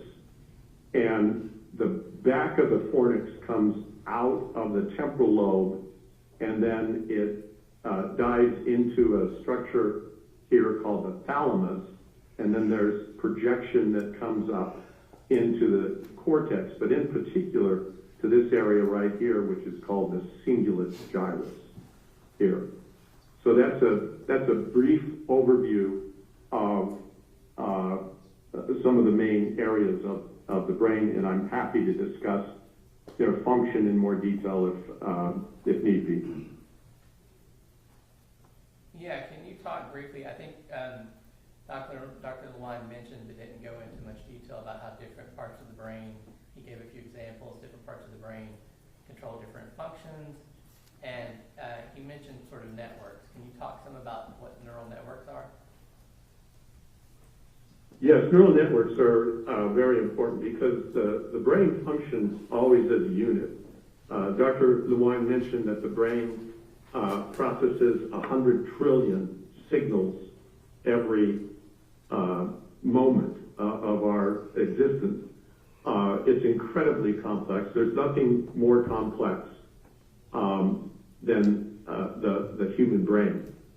And so you have these major hubs in the brain, and then you have these nodes that connect to the hubs.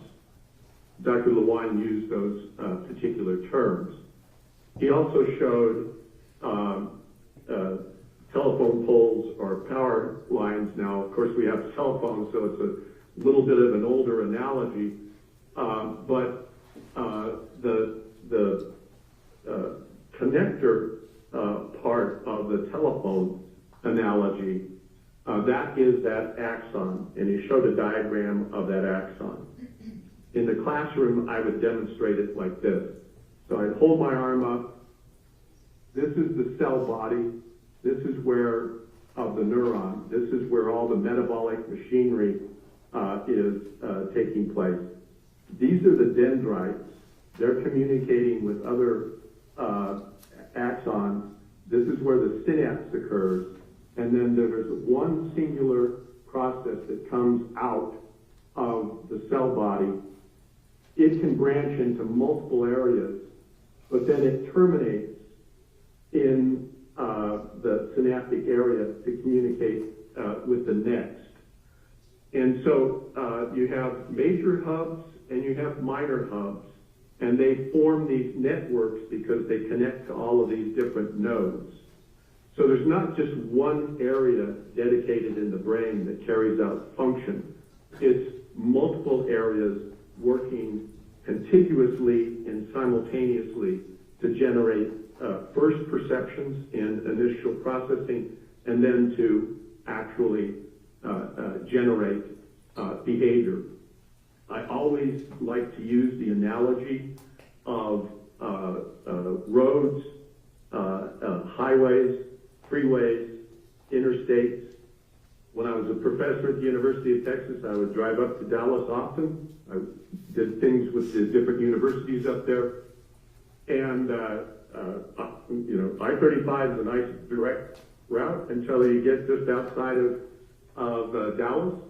And then all these other highways, freeways, and interstates start to connect. So that's a hub. Fort Worth is a big hub.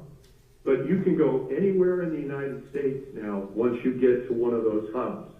The brain is exactly the same way. Everything is interconnected. So can you describe, I guess, kind of how that, I understand the analogy, but how does that end up controlling behavior through the way that those networks connect? Well, each one of those hubs, each one of those particular networks is subserving a different aspect of behavior. And so one of the areas that Dr. Lewine spoke of is this orbital frontal area. The reason it's called the orbital frontal area is it sits just above the orbit, the eye socket. And so this was referred to as the orbital frontal area because this is the frontal part of the brain. Well, this orbital frontal area has a direct connection with the temporal lobe. And the temporal lobe has these brain structures called the limbic system. And they're regulators of emotion, including emotional tone. This area up here is called the dorsal lateral, and then as you move forward, prefrontal cortex. This is the slower, more contemplative, decision-making part of the brain. This is the more emotional, reactive part of the brain. If there's an imbalance between these areas, then emotion can override contemplative behavior. And this is one of the things that Dr. Lewine was talking about in terms of social cognition, because social cognition gets tied in to emotional processing, emotional regulation, and emotional tone. Now, I can throw in a little question the state had earlier. Are there sometimes, or some ways that the brain can try to overcome any sort of issues with the network? Yes, well, again, some of the things let me start back, but the brain develops as an experience-dependent organ. So it interacts with the environment, and the environment changes the brain interacts with the environment. It's a back and forth process that takes place. This upper part of the frontal cortex, which is slower and contemplating, and the temporal area and the orbital frontal area are emotionally reactive. So one of the old adages of counting to 10, for example, before you say something, is allowing the frontal lobe to take better control and dampen down emotions. But if emotions arise, then they cut off that contemplative part of the frontal cortex, and inappropriate behaviors come from that. So when you have the disciplines of psychology, psychiatry, medicine trying to deal with psychiatric disorders or developmental disorders, is that where they're actually affecting the brain, correct? Yes, that's where, all behavioral function, and from the standpoint of psychiatric disorders, it's really brain health. Psychiatric disorders are not some ethereal thing that's happening independent of the brain. They are, in fact, related to the brain. Excuse me. And I believe Dr. Lewine referred to the philosophical idea of the mind, but we're talking about the physical brain and how it directly affects how we behave. That's correct, because the brain is involved in perception. You have the perception, and then Dr. Lewine used the example of language processing, that in the right-handed individual typically starts here in the temporal area, but for it to actually be expressed as language, that has to communicate up here. Using various imaging techniques, one in the laboratory can actually watch that process happen, and then the behavior emerges, but it's the brain that's driving that behavior. Tell the jury more about that. Is imaging one of the ways that you detect these, you determine the neural networks? Is that what the research has shown? Yes, that's a major part of contemporary research looking at cognition and behavior. And what kind of imaging are we talking about? All of the imaging that was discussed today, electroencephalography, magnetic resonance imaging, positron emission tomography. So those are commonly used in scientific and forensic setting and clinical settings. That's all correct.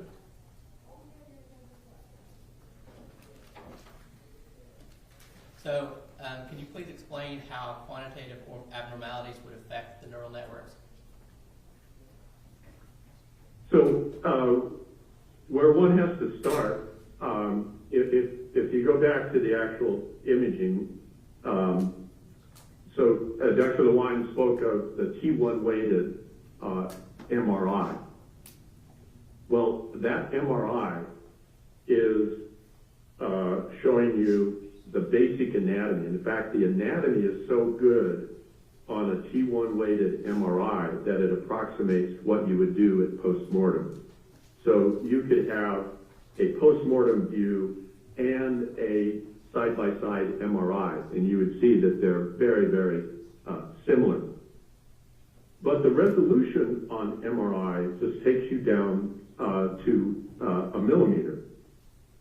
Well, in a single cubic millimeter of cortical brain tissue, you have somewhere around 100,000 neurons, and you have somewhere around 5 million synapses just in that little 1 millimeter area.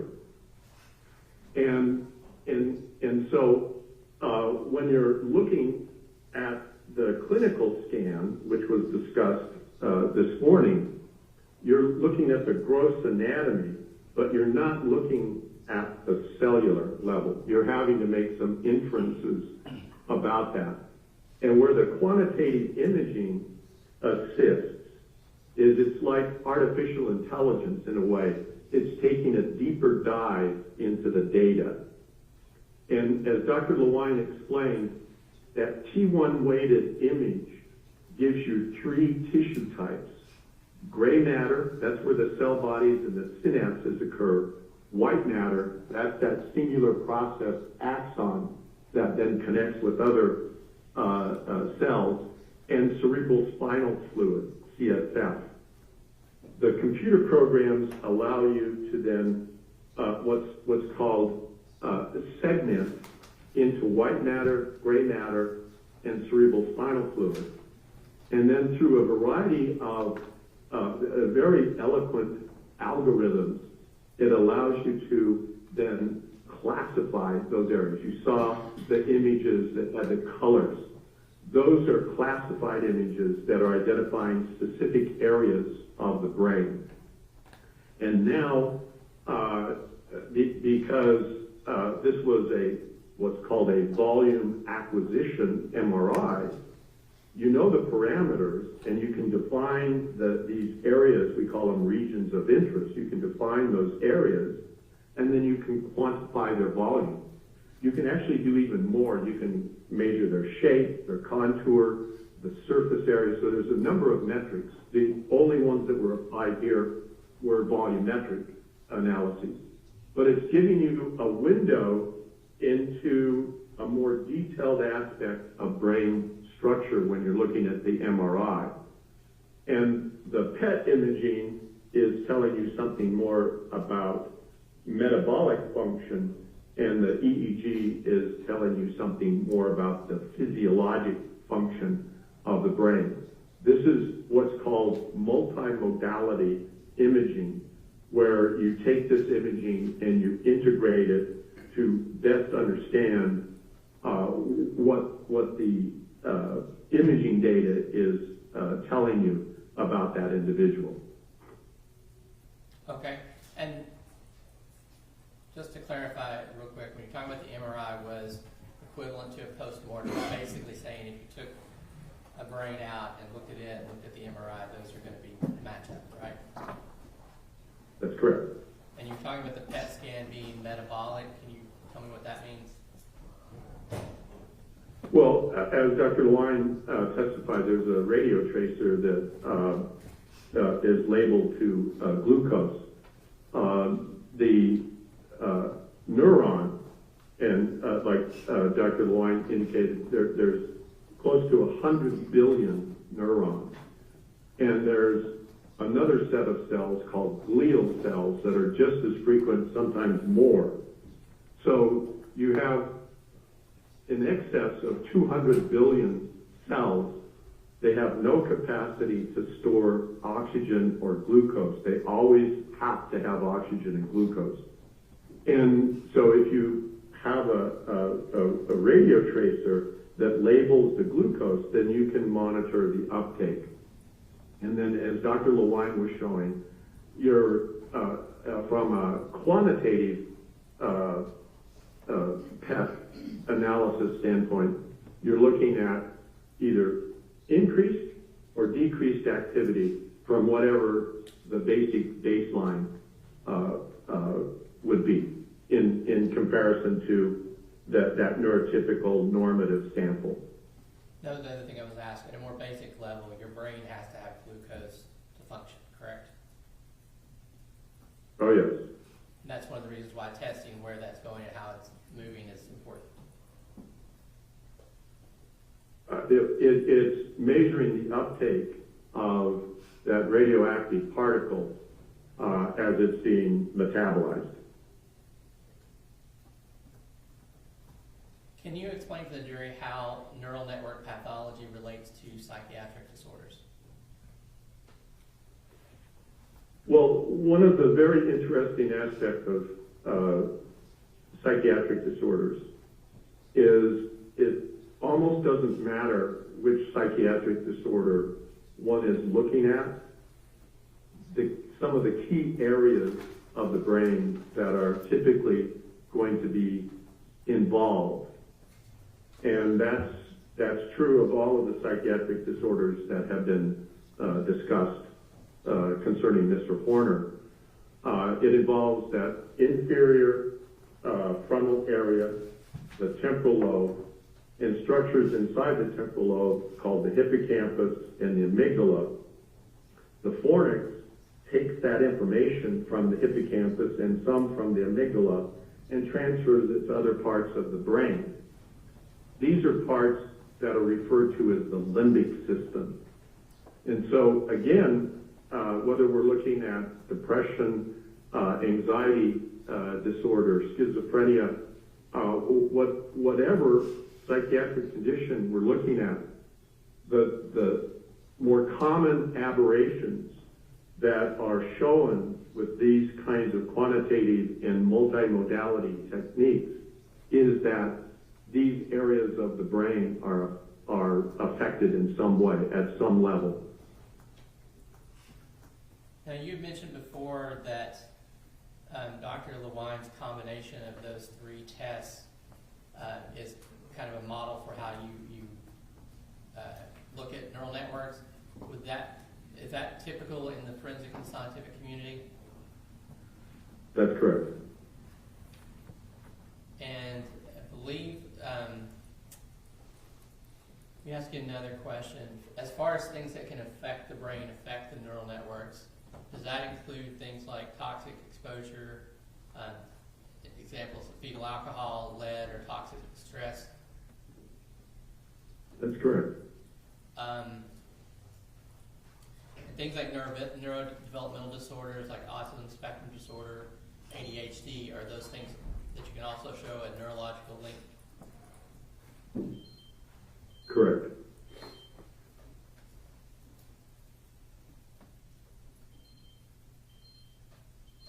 We haven't talked much about psychiatric disorders, but are things like, I guess Lewine may refer to mood disorders, things like that, those are also things that actually are grounded in your brain and your neural network. Is that correct? Yes, I mean, within those systems that I was talking about, there's a valence, a balance. And if there's underlying neurologic dysfunction, that balance can go off keel.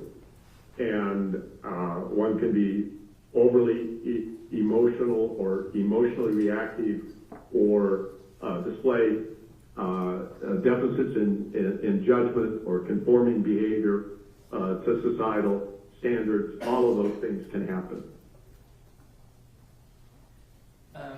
One more thing to clarify, I didn't remember the term, but I think it was multimodality. Can you just break that down for me real quick? Well, yes. So MRI is considered to be structural when you're using that T1 and some of the other imaging sequences. But one of the other things that Dr. Lewine did is the diffusion tensor imaging, which allows you to look at pathways. And you can actually apply what are called diffusion metrics to assess the integrity of those pathways. So that's telling you structure.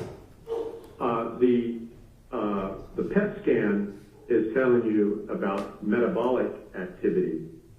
And the EEG is telling you about the physiology of the brain, how the brain is reacting and connecting.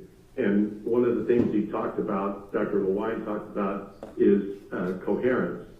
So areas that are showing connectivity will have somewhat similar coherence. So it allows you to look at how the network is connecting.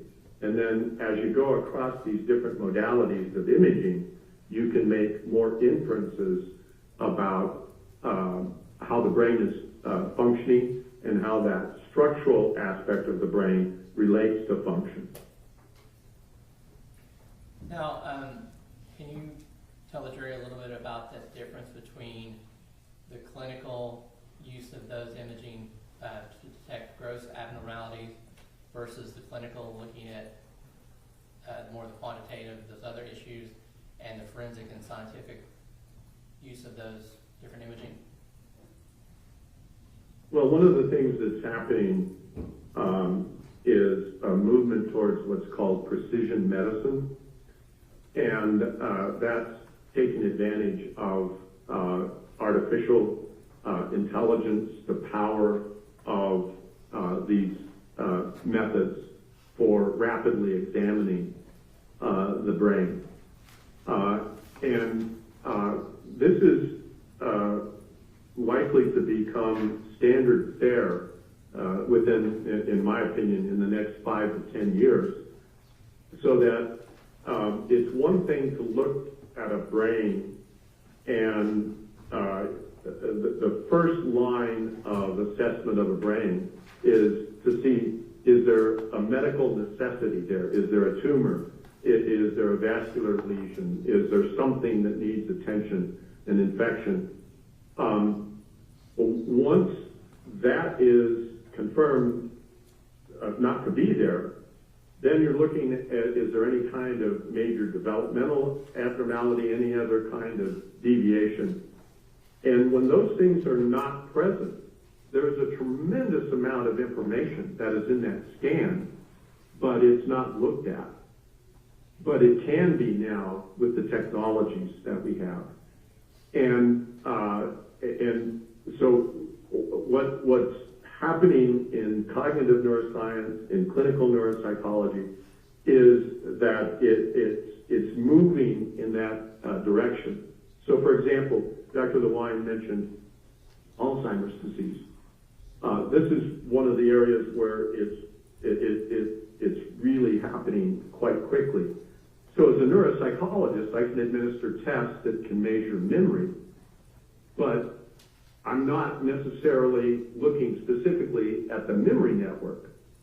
But with imaging, using especially diffusion tensor imaging, structural quantitative imaging, I can look at the different components of that.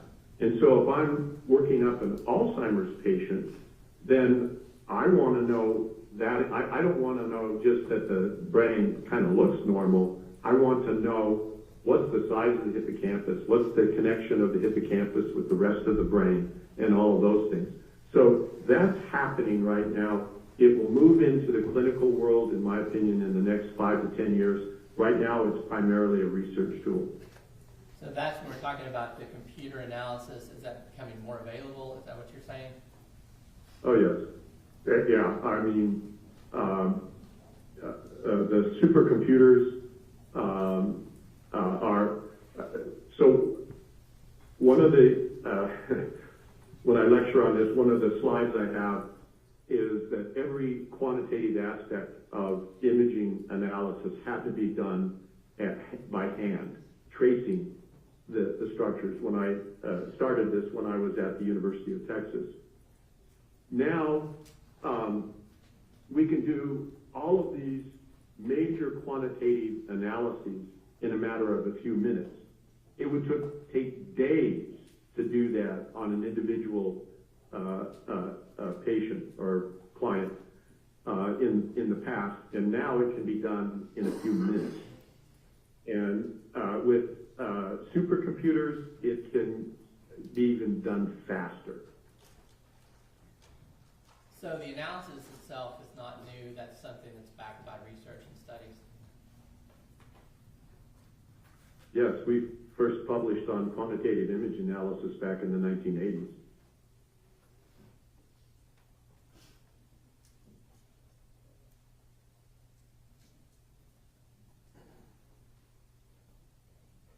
Here, I'll pass it. Thank you, Judge. Hi, Dr. Bigler. Can you hear me? Yes, I can hear you just fine. Okay, good.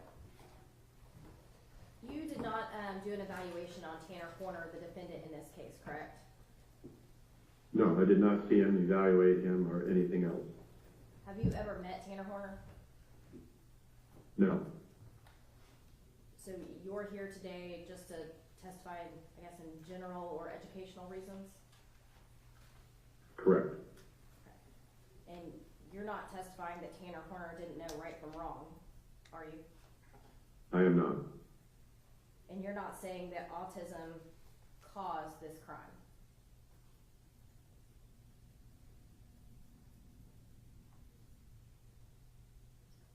Doctor, No, we heard you. did you hear the question? Oh, right from wrong? No, I'm sorry. The question was, you're not saying that autism was the cause of the crime in this case? No. And we asked this question to all of our experts, but were you paid for your testimony today? I was. And what is your total bill in this case? It's about $4,000. And is that including your testimony today? No. It'd be another $1,000 or so for today. Thank you, I appreciate it. Read. Nothing No, further. Judge, thank you. May, Dr. be excused finally? Yes, Judge. Doctor, thank you very much. You're welcome. Thank you. Goodbye.